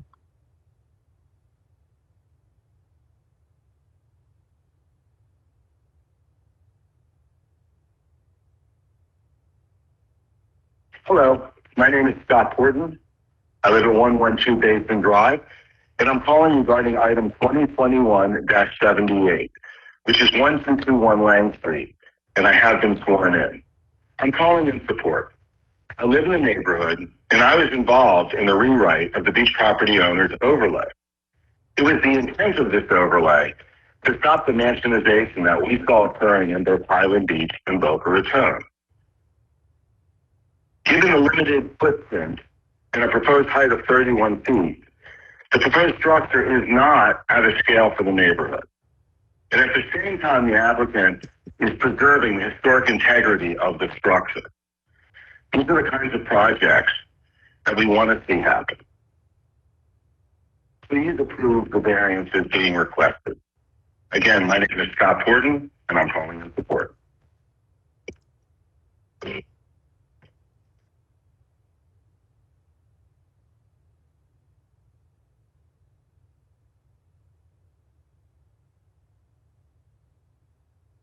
Hello, this is Winnie Edwards, Director of the Delray Beach Historical Society. My address is 202 Gleason Street, and by way of this message, I am duly sworn in. I'm calling in to support Max and Becky Weinberg's application for variances to save the historic house at 1221 Lang Street in Delray Beach. Though it's not a contributing structure, this home is part of the history of the North Beach Lots area. Many came to Delray Beach during the 1930s and built new homes and winter cottages here. Increasingly, we are watching our historic homes and cottages being torn down all across Delray Beach, and they're being replaced with homes that really don't feature the unique character or original style, architectural style features of Delray Beach's historic homes. We have been working with the Weinbergs for several months now, researching the history of the property and the entire North Beach Lots area. And I know firsthand they're extending themselves to preserve this neighborhood gem and bring it into the 21st century. This level of thoughtfulness and investment is absolutely necessary to prevent the extinguishing of Delray's building and architectural legacy. I applaud the Weinbergs, who are strong supporters of preservation in Delray Beach, and I sure do hope the Board of Adjustment will give this application careful consideration as a way to preserve our history. Thank you very much for your time. Bye-bye.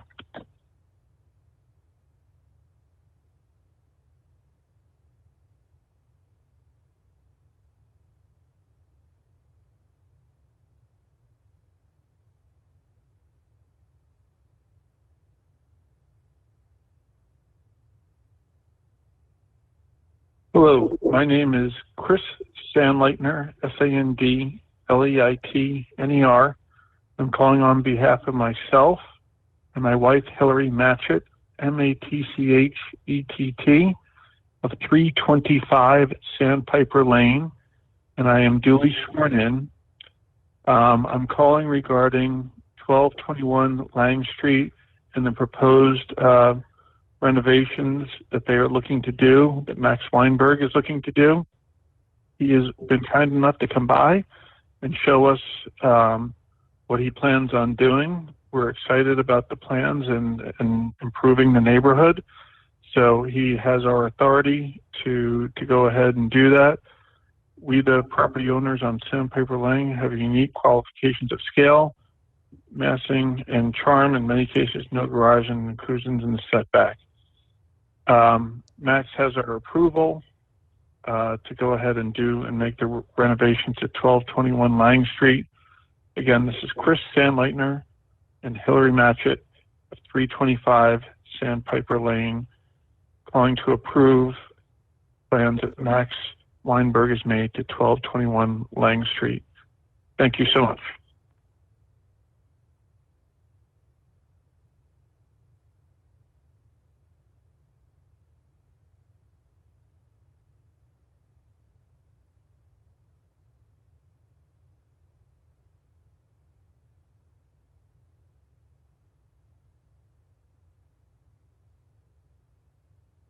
Hi, my name is David D'Angelo. I'm at 326 Sandpiper Lane in Delray. Phone number 617-680-1123. And I'm calling to approve the renovations at 1221 Lang Street. Seen the plans? I approve of them. And you need to be anything else, just call back.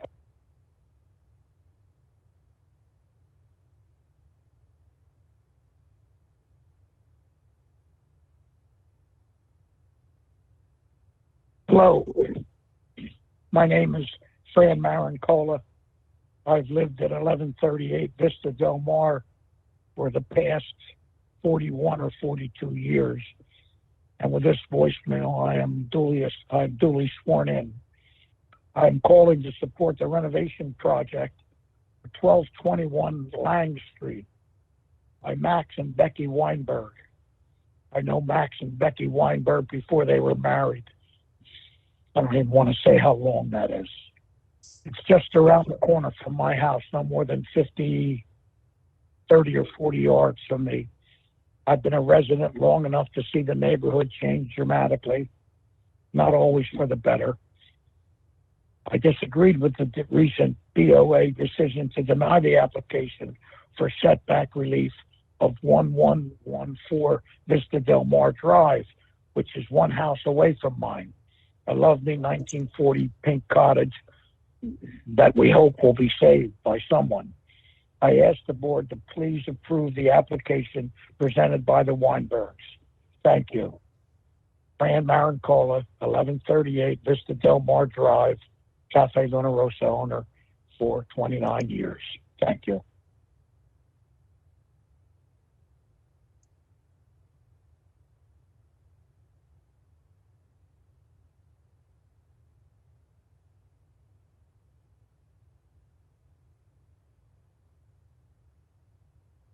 Hi, this is James Kuhn, Kuhn. This is in reference to the Max Weinberg case. I agree that I'm sworn in, and that Max Weinberg is buying the house next door to us. Now, we don't really have status yet because we are a tenant next door, but in contract to close on the house April 6th. We're at 1227 Lang. He's 1221 Lang. And we've reviewed the plans, and my son and I, who are buying the house together, we feel that Mr. Weinberg's application is a good idea for the block, be a beautiful house, and it'll be the way to preserve the house. So even though we don't have technical status, I just thought you should know that on April 6th we'll be the owner, and we'd be okay with Max's potential variances. Thank you very much. I'm at 917-825-7074. Once again, I'm at 1227 Lang Street, and my son Jacob and myself, James Kuhn, are buying the house April 6th.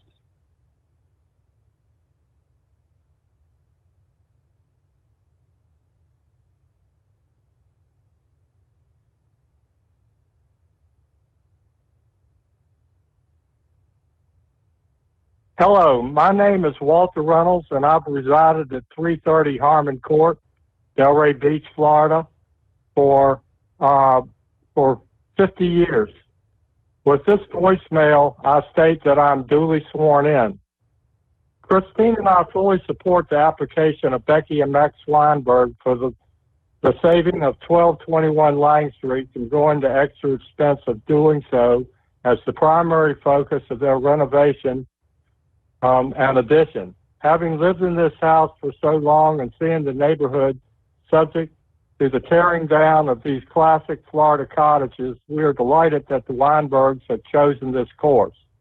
During the 1930s, obviously, there were no setbacks, and all of the houses in this area intrude into the setbacks. The stories is not a problem, as in reviewing the plans and elevations, we see that the ceiling heights are 7'6", which is the way they built them in those days. So the height is quite less than the two-story McMansions we see popping up, which is the reason the BPOA was organized to monitor the scraping away of the architectural history of this neighborhood. Please help the Weinbergs save this house on their non-conforming lot and approve their application. Thanks, Walter Reynolds.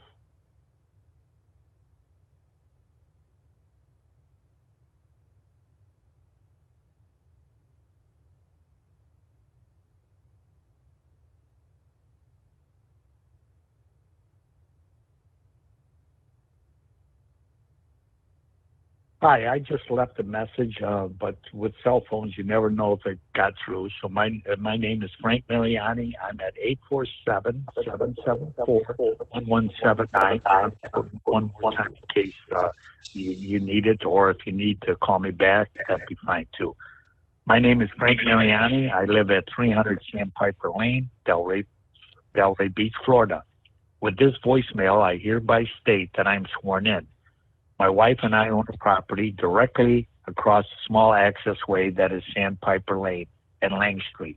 We have reviewed Max and Rebecca's plans and renderings of 1221 Lang Street and offer our wholehearted support of the project. When completed, it will be a boon to our small-scale neighborhood and will positively increase our property values. All the homes on the street are similar encroaching on the setbacks, and we have recently received approval from the BOA regarding our plans to construct a small two-car garage and guest area above on our property facing the Weinberg's property at 1221 Lang Street. All of our neighbors supported our project, and we support this one. We think it'll be terrific. Thank you very much, Frank and Sherry Mariani, 300 Sandpiper Lane, Delray Beach, Florida.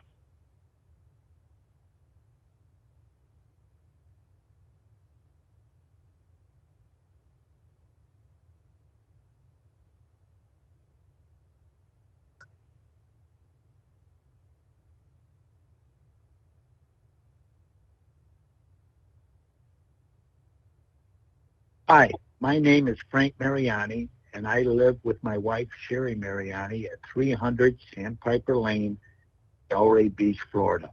With this voicemail message, I hereby state that I am sworn in. My wife and I own the property directly across the small access way that is Sandpiper Lane at Langan Street. We have reviewed Max and Rebecca's plans and renderings of 1221 Lang Street and offer our wholehearted support of the project.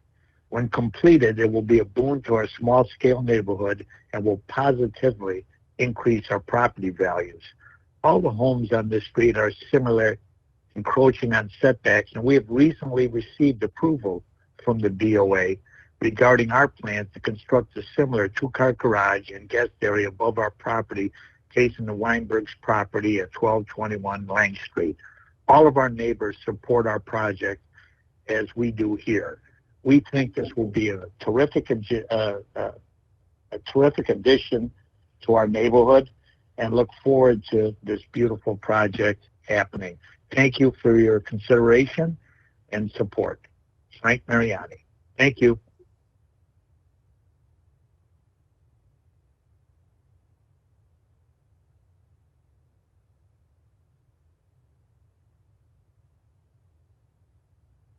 That's all the messages.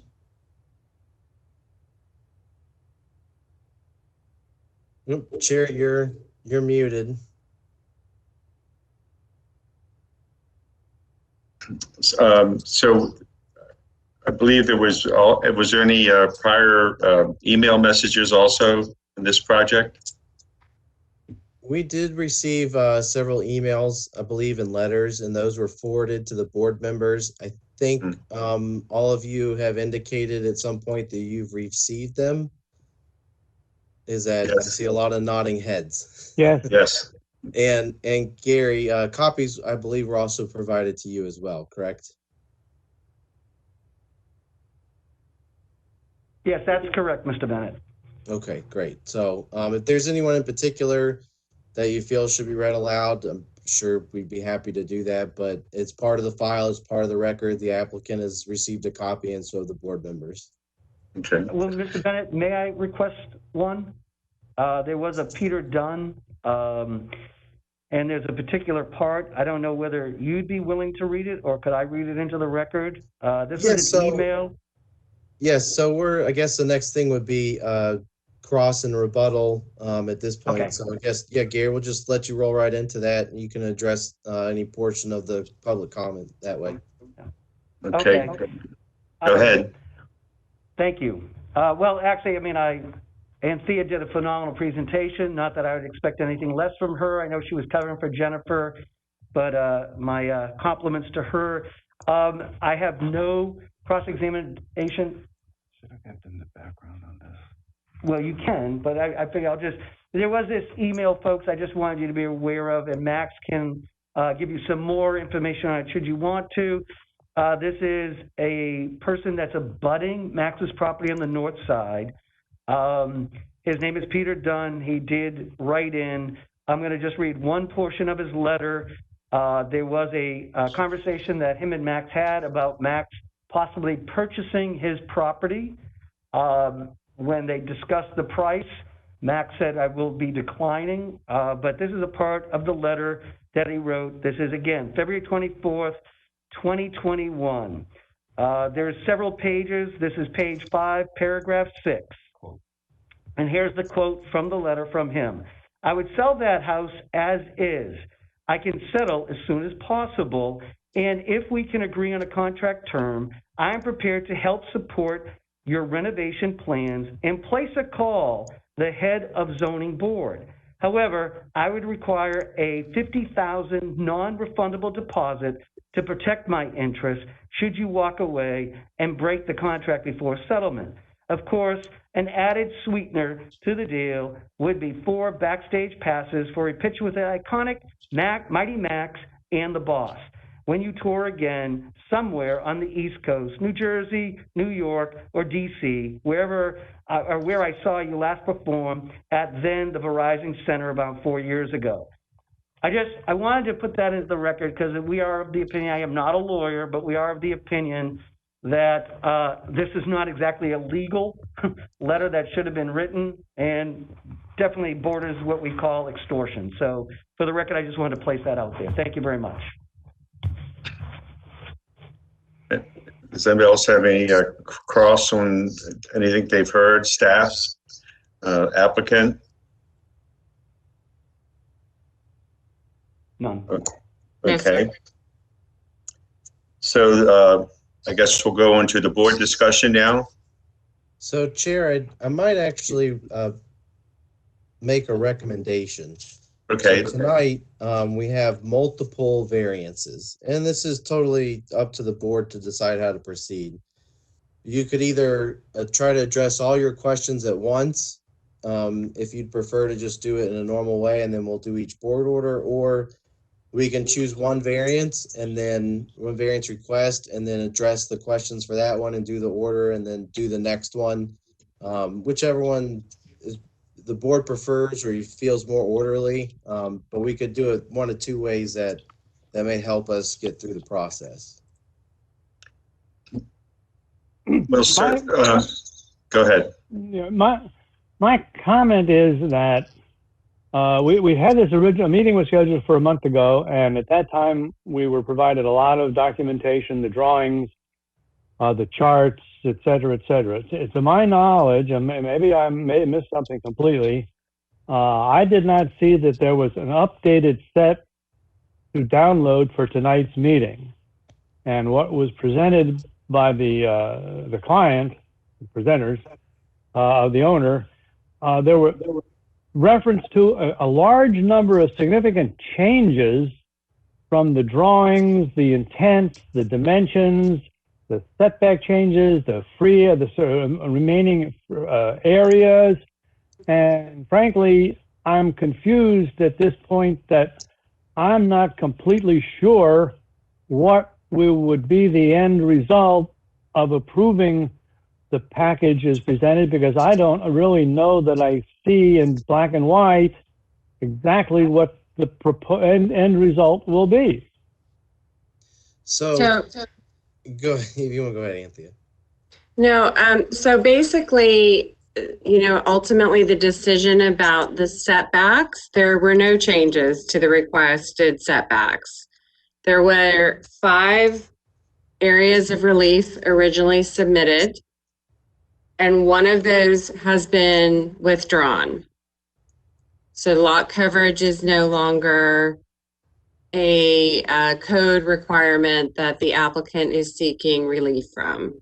Yes, I understand that. My question is, where is a drawing that shows what's different that gets them from not exceeding or violating the 40%? I don't understand.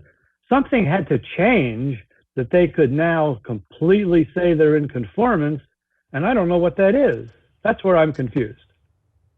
And I'm an engineer and I want to see it in black and white. That's my problem. Okay. Right. And I think what's difficult with trying to explain the requests for relief is you're not really allowed under the purview to look at the design, which I know that seems counterintuitive, but the only way to show you it is to show you a design. So we kind of go in this circle. So Mr.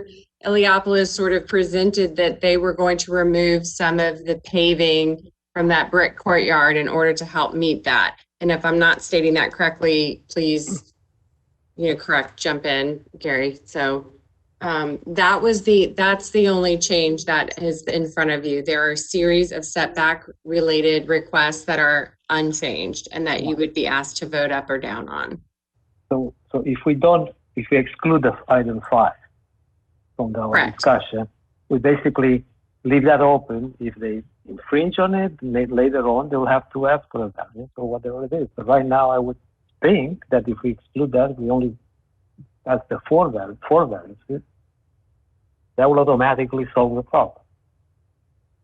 And to be fair, each of those 4 is kind of complex with the ground floor and upper floor. So we think we need to take one at a time. Like here's the front, here's the side, here's the rear, and you can, yeah.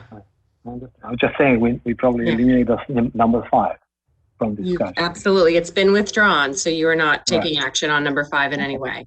I'm trying to help to clarify. Okay.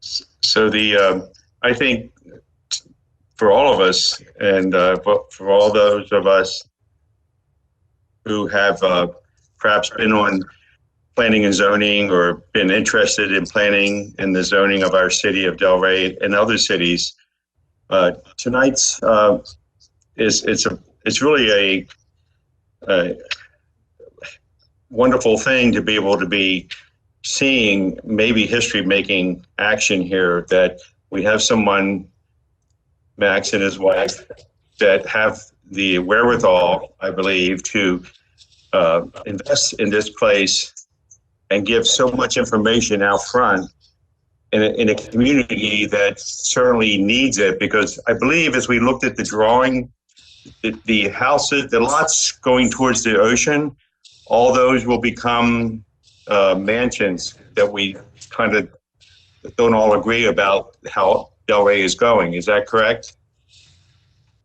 Anybody? There's several vacant lots up to the ocean front from this location property, and it wouldn't be many people's first love to go so close to where probably the rest of those houses where the lots are now not constructed will become more like the white Miami style than the old-fashioned Delray style, which I, for one, I believe all of us have a real yearning to have kept in place and to be enhanced, even though it's a much smaller property than one could have. So that's what the discussion I like to lean this towards, is that I believe we would be doing a service to all of our citizens and to this community to move forward with their requests to grant them the footprint to move forward.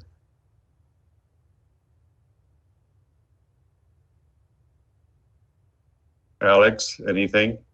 Yeah, I had a question for William Bennett.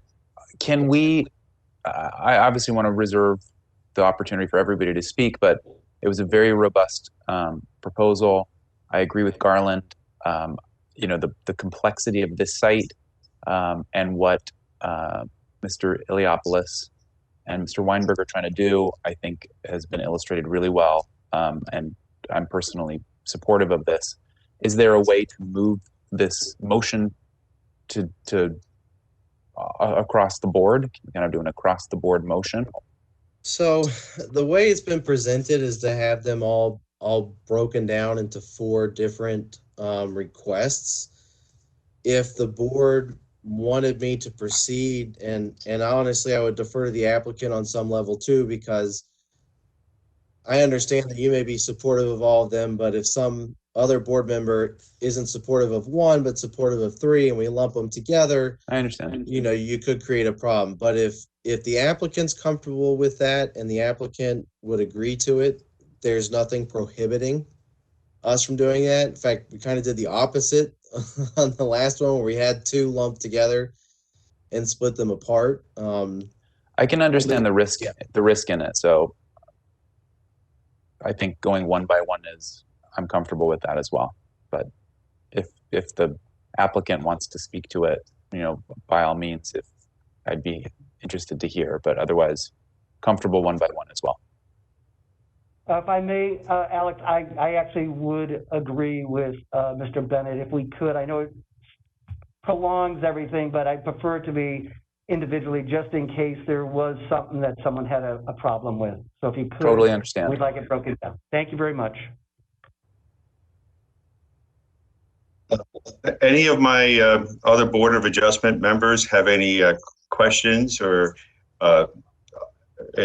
adherence? I just want to ask Anthea one question because I wasn't quite sure looking at the drawings. Is the setback including the balconies or not in this case? I mean, I know the ground floor there's no balcony, there's no arcade. And as you know, in many places those can encroach into the front setback. I don't know if this applies to this project or not. It would help a bit if that's the case. Right. There is some allowance for open air balconies to encroach into the setbacks that has evolved over time. So, and I'm trying to remember, Gary, if they were 4 feet or 5 feet, or if you had, you had to include them, right? I think it's 4. Yeah. It's 4. If I may, Anthea, that we are going to go to the City Commission. I believe we have to because that we are increasing the nonconformity of the 3 feet. This is the second floor balcony that we're creating along the front, which will be built under the existing balcony. I believe staff has said we would be, after tonight, whatever the outcome is for that, we have to go to City Commission. Because it's a waiver, because it's the encroachment and not technically the setback. So, yeah. All right. Thank you. I was trying to help. Good question, Vlad. Thank you. Stumped me, Vlad. Way to go. Well, sorry, Auntie. No, it's okay. Okay. I'm okay. I just. Michael, now, the other thing, I think a little bit romantic suggestion that Meisner, almost in every building, was coming with a story, how he came up with the solution and what has happened. And maybe there is something you can add to this building, how the third floor appeared, but no, just it. Romanticizing of it. I'm done. Yeah, no questions on my end. I appreciate the way that Gary and Max laid everything out. I mean, I think it make a lot of sense there. So. Okay. I believe that's, again, William, I believe that's our Board of Adjustment members have all spoken, and let's do with what you suggested. We should go one by one, but I can't make a motion. Right. Well, we'll do the same process again. Just a reminder, we go through the 6 elements individually. They're in 247A5.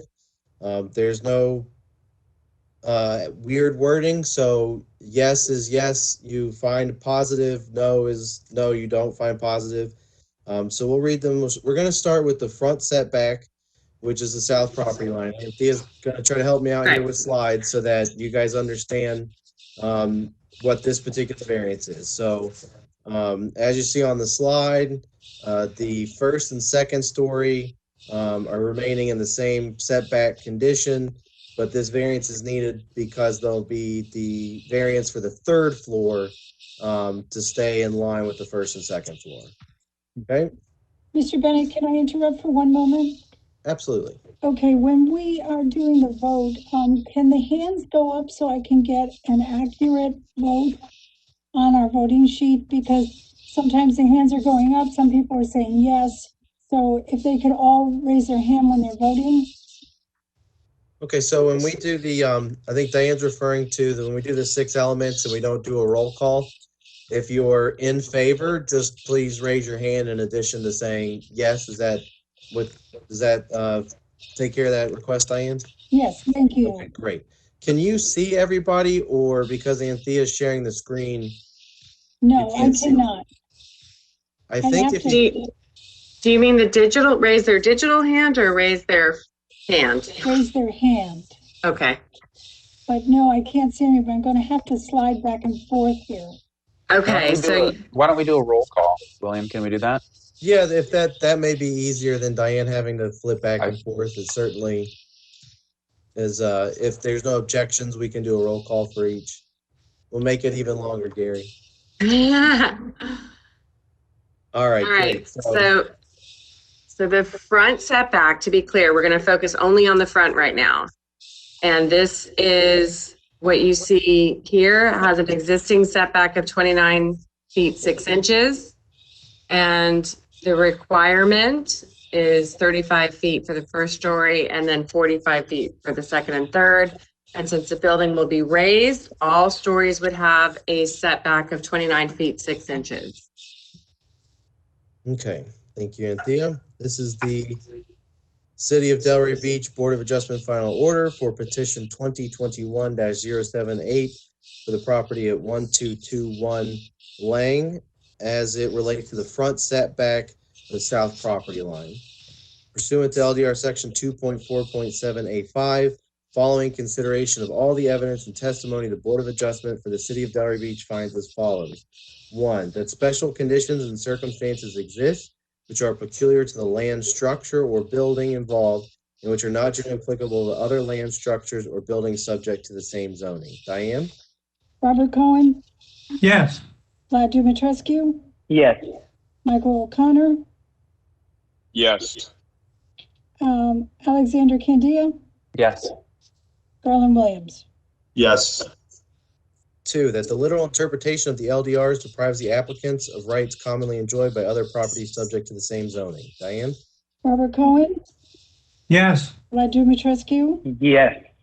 Michael O'Connor, Yes. Alexander Candia, Yes. Garland Williams.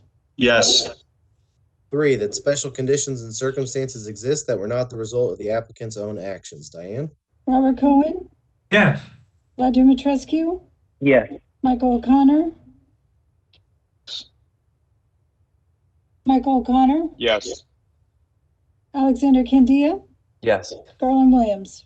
Yes. Yes. 4, that the granting of a variance does not confer a special privilege on the applicant that is denied to other land structures or builds under the same zoning. Diane? Robert Cohen, Yes. Vlad Dumitrescu, Yes. Michael O'Connor, Yes. Alexander Candia, Yes. Garland Williams. Yes. 5, that the reasons set forth in the variance petition justify granting the variance, that the variance is the minimum variance that will make possible the reasonable use of the land, building, or structure. Diane? Robert Cohen, Yes. Vlad Dumitrescu, Yes. Michael O'Connor, Yes. Alexander Candia, Yes. Garland Williams. Yes. And 6, that the granting of the variance is in harmony with the purpose and intent of existing regulations, meaning it will not be injurious to the neighborhood. Robert Cohen, Yes. Vlad Dumitrescu, Yes. Michael O'Connor. Michael, can you hear me? Yes. And I'm saying yes. I'm not sure if you can hear me, but Thank you. Alexander Candia, Yes. Garland Williams. Yes. Great. So super majority is found in favor of all 6 elements. So at this point, the board is obligated to make a motion to approve. Can I get that motion from someone other than the chair, please? I'd like to make a motion to approve. Alex Candia. Second. Second. Whenever you're ready. All in favor? Let's call the have roll, Diane do the please. roll call. Yeah. Yeah, have Diane do the roll call just in case. Do we need to do a roll call on that? Please, Yes, Diane. please. Robert Cohen, Yes. Vlad Dumitrescu, Yes. Michael O'Connor, yes. Alexander Candia, Yes. Garland Williams. Yes. Great. So next, make sure I'm on the same page as Anthea. So next is the side street setback, which is on the west side facing Sandpiper Street. Thea, if you'll give us a brief explanation of what we're voting on. Okay, so what you are voting on, it is related to this piece of the house, which is existing. Its existing setback is 1 foot from the property line where 17 feet is required. And by elevating the structure and building a new ground floor, The second floor, the new first floor, will also have a setback of 1 foot instead of 17 feet. The upper story conforms. So you're voting on elevating the original structure on this one. All right. This is the City of Delray Beach Board of Adjustment final order for petition 2021-078 for the property at 1221 Lang Street, as it relates to the side street setback on the west side of the property facing Sandpiper Lane. Pursuant to LDR section 2.4.7A5, following consideration of all the evidence and testimony, the Board of Adjustment for the City of Delray Beach finds as follows. 1, that special conditions and circumstances exist which are peculiar to the land structure or building involved and which are not generally applicable to other land structures or buildings subject to the same zoning. Diane? Robert Cohen, Yes. Vlad Dumitrescu, Yes. Michael O'Connor, Yes. Alexander Candia, Yes. Garland Williams. Yes. 2, that the literal interpretation of the LDRs deprives the applicant of rights commonly enjoyed by other properties subject to the same zoning. Diane? Robert Cohen, Yes. Vlad Dumitrescu, Yes. Michael O'Connor, Yes. Alexander Candia, Yes. Garland Williams. Yes. 3, that special conditions and circumstances exist that are not the result of the applicant's own actions. Diane? Robert Cohen, Yes. Vlad Dumitrescu, Yes. Michael O'Connor, Yes. Alexander Candia, Yes. Garland Williams. Yes. 4, that the granting of a variance does not confer a special privilege on the applicant that is denied to other land structures or built under the same zoning. Diane? Robert Cohen, Yes. Vlad Dumitrescu, Yes. Michael O'Connor, Yes. Alexander Candia, Yes. Garland Williams. Yes.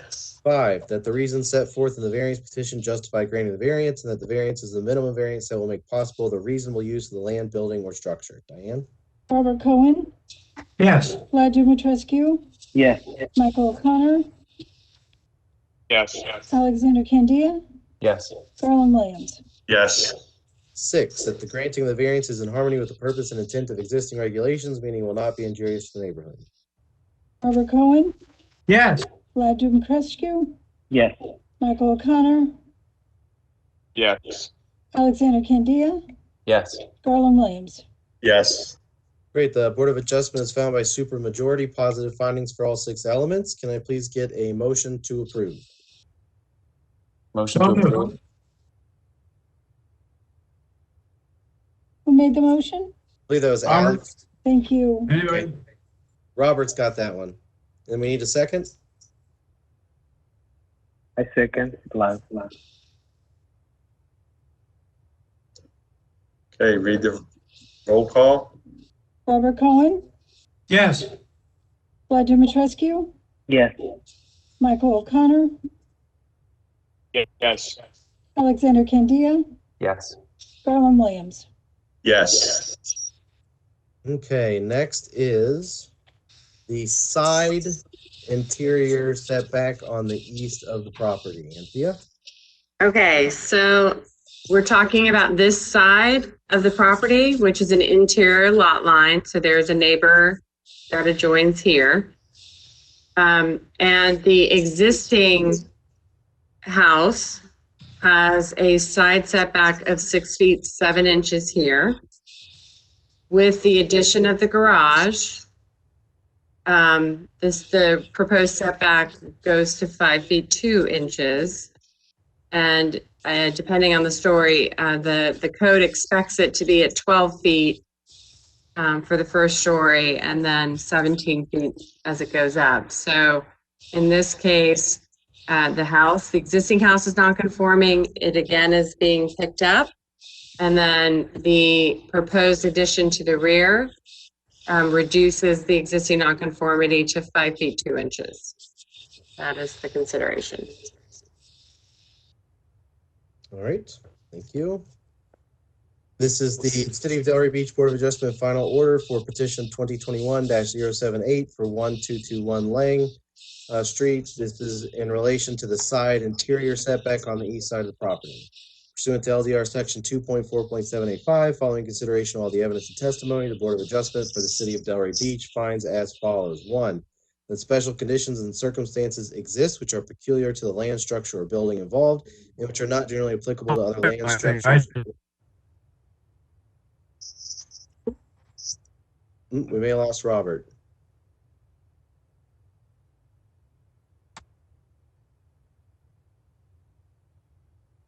We'll give him a second to see if he comes back.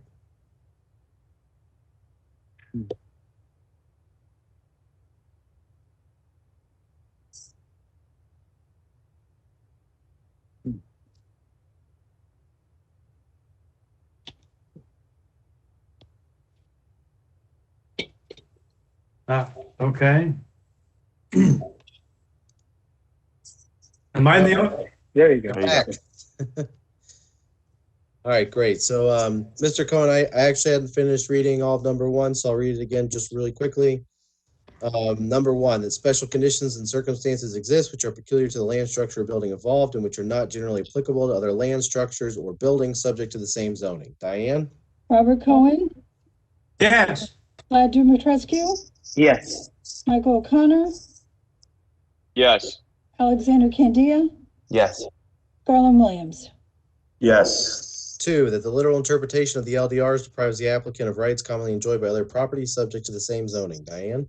Robert Cohen, Yes. Vlad Dumitrescu, Yes.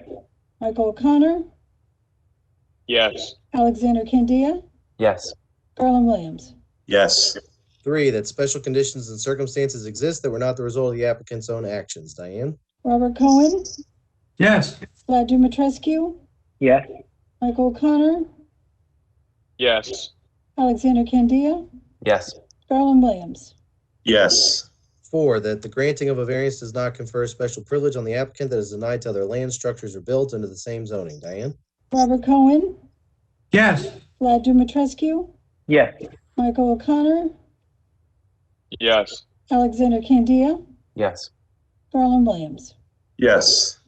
Five, that the reasons set forth in the variance petition justify granting the variance, that the variance is the minimum variance that will make possible the reasonable use of the land, building, or structure. Diane?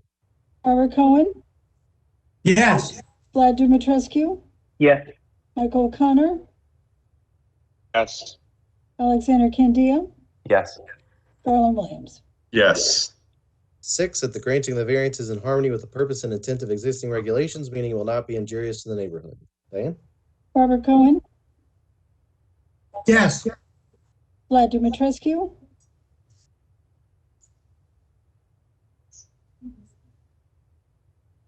Vlad, are you there?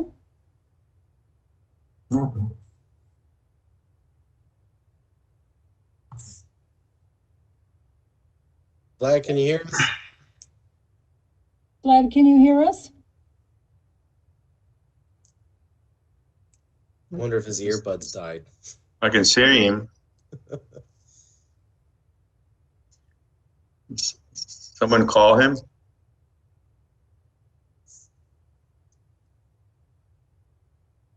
We're so close. You think you'd realize?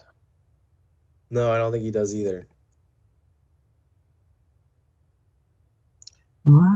Does somebody have his phone number? Is that, can we do that? I think Diane does. I will give him a call. Thank you, Diane.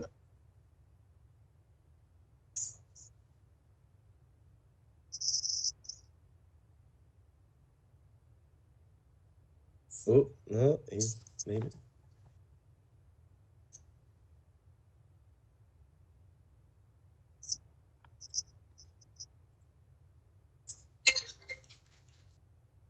Oh.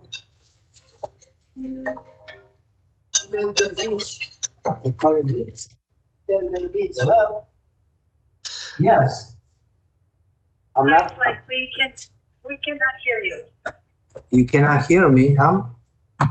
Oh, we can hear him now. I don't think he can hear us. Maybe my settings here have changed. I don't know why. Diane, let him know that we can hear him. He just Can I be on the phone? I don't know exactly what happened. Yeah, the phone would be fine. Oh, God. I lost the damn stupid things. I don't know. We can hear you, Vlad. Yeah, Diane, if he can change his speakers to be like his computer speakers instead of his earbuds, that is what we're trying to achieve. Okay, let me, see if I can get His on. computer may be turned What down happened? I too, got the disconnected. volume on the actual computer. That's true, yeah. Stupid thing.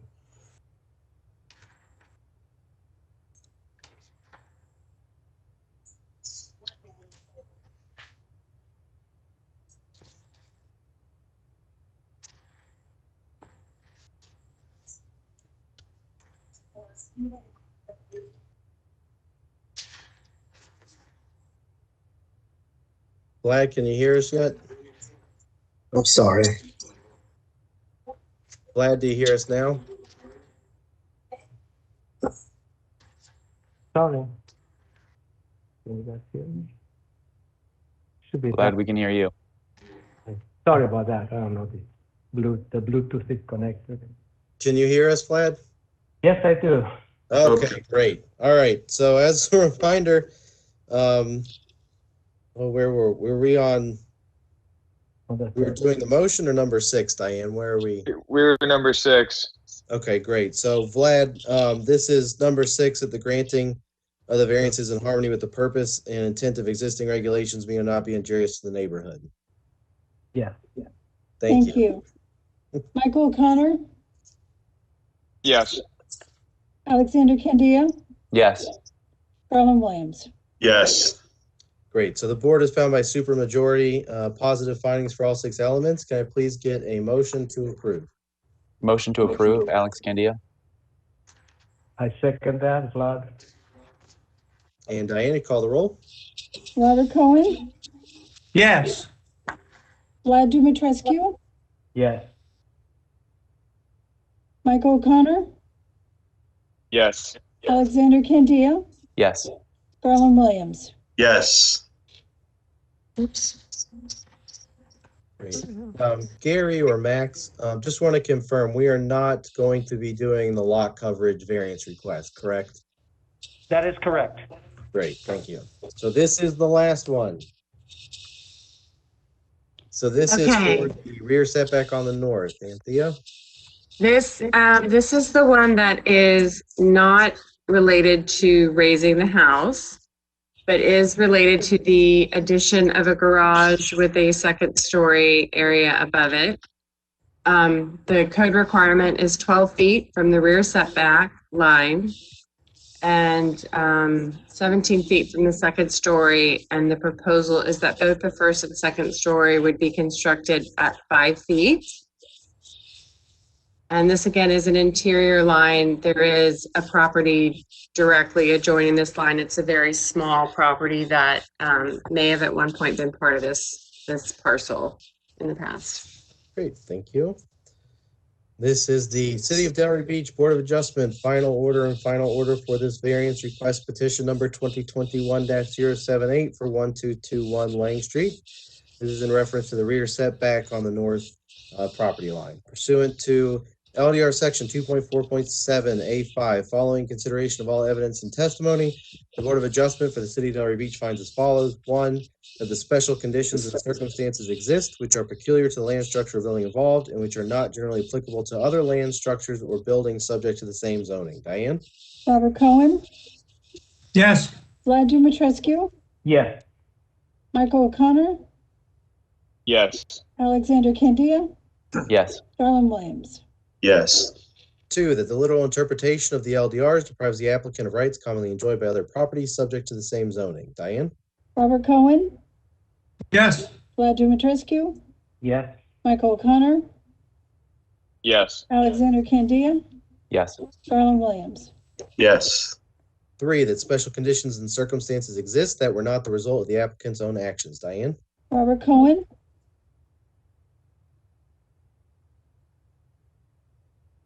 Oh, man. Diane, why don't you continue the roll call and when Mr. Cohen reconnects, we can get his vote. Vlad Dumitrescu, Yes. Michael O'Connor, Yes. Alexander Candia, Yes. Garland Williams. Yes. All right, now we wait for Mr. William, can we continue on and circle back for his continuing on? It does reach a super majority, but let's stick with one item at a time.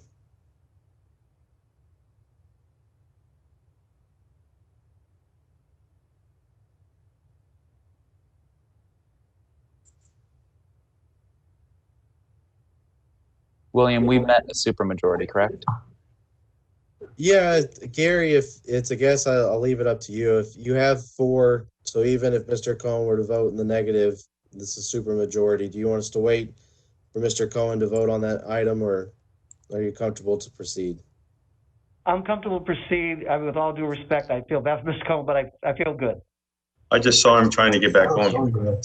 Okay. Great. So we'll go on to number 3, and Mr. Cohen reconnects. We'll circle back around.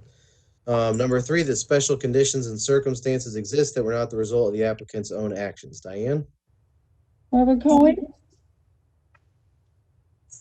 Vlad Dumitrescu,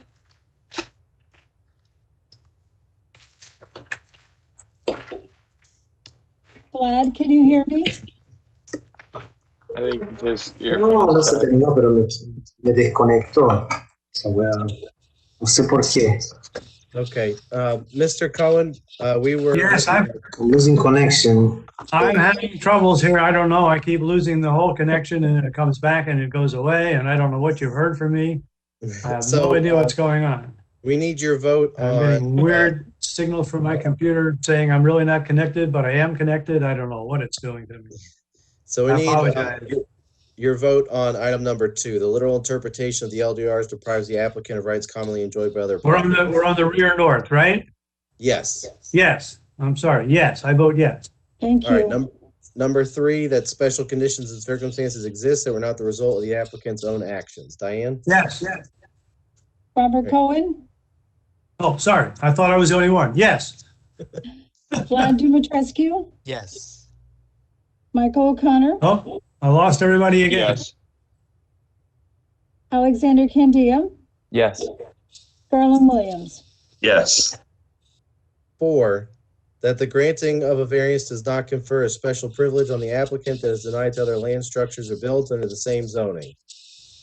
Robert Cohen, Yes. Vlad Dumitrescu, Yes. Michael O'Connor, Yes. Alexander Candia, Yes. Garland Williams. Yes. 5, that the reasons set forth in the variance petition justify granting the variance, that the variance is in the minimum variance that will make possible the reasonable use of land, building, or structure. Diane? Robert Cohen, Yes. Vlad Dumitrescu, Yes. Michael O'Connor, Yes. Alexander Candia, Yes. Garland Williams. Yes. 6, that the granting of the variance is in harmony with the purpose and intent of existing regulations, meaning will not be injurious to the neighborhood. Diane? Robert Cohen, Yes. Vlad Dumitrescu, Yes. Michael O'Connor, Yes. Alexander Candia, Yes. Garland Williams. Yes. Great. Board has found by supermajority positive findings for all 6 elements. I need a motion to approve, please. Motion to approve, Alex Candia. Second. Roll call, please. Robert Cohen, Yes. Vlad Dumitrescu, Yes. Michael O'Connor, Yes. Alexander Candia, Yes. Garland Williams. Yes. All right, Gary, that's 120 yes votes. Thank you very much to all of you. We appreciate everything you guys did for us tonight by hearing us. Thank you. Thank you again. Thank you, everybody. I would like to thank everyone connected with tonight's review. On behalf of my wife Becky and myself, it was thank you for the outcome. There's a lot to consider, and I don't know what else to say. Thank you very much. This had all the excitement fitting for an April Fool's Day. And I think, in all seriousness, the city will be better for the proposals that were put forward today. So congratulations. Thank you. Thank you very much. Thank you, everyone. As well. Thank you. Yes, thank you, staff. Appreciate everyone who worked hard on this. Signing out. Great. So, Mr. Chair, we are now into number 7, if you still have the agenda in front of you.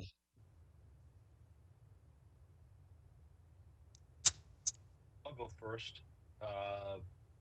Staff, the only comment I have right now is our next meeting is be normally scheduled for May 6th. I believe we will have an item at agenda. Scott, you are very weak. Sorry. I pushed my microphone up. There you go.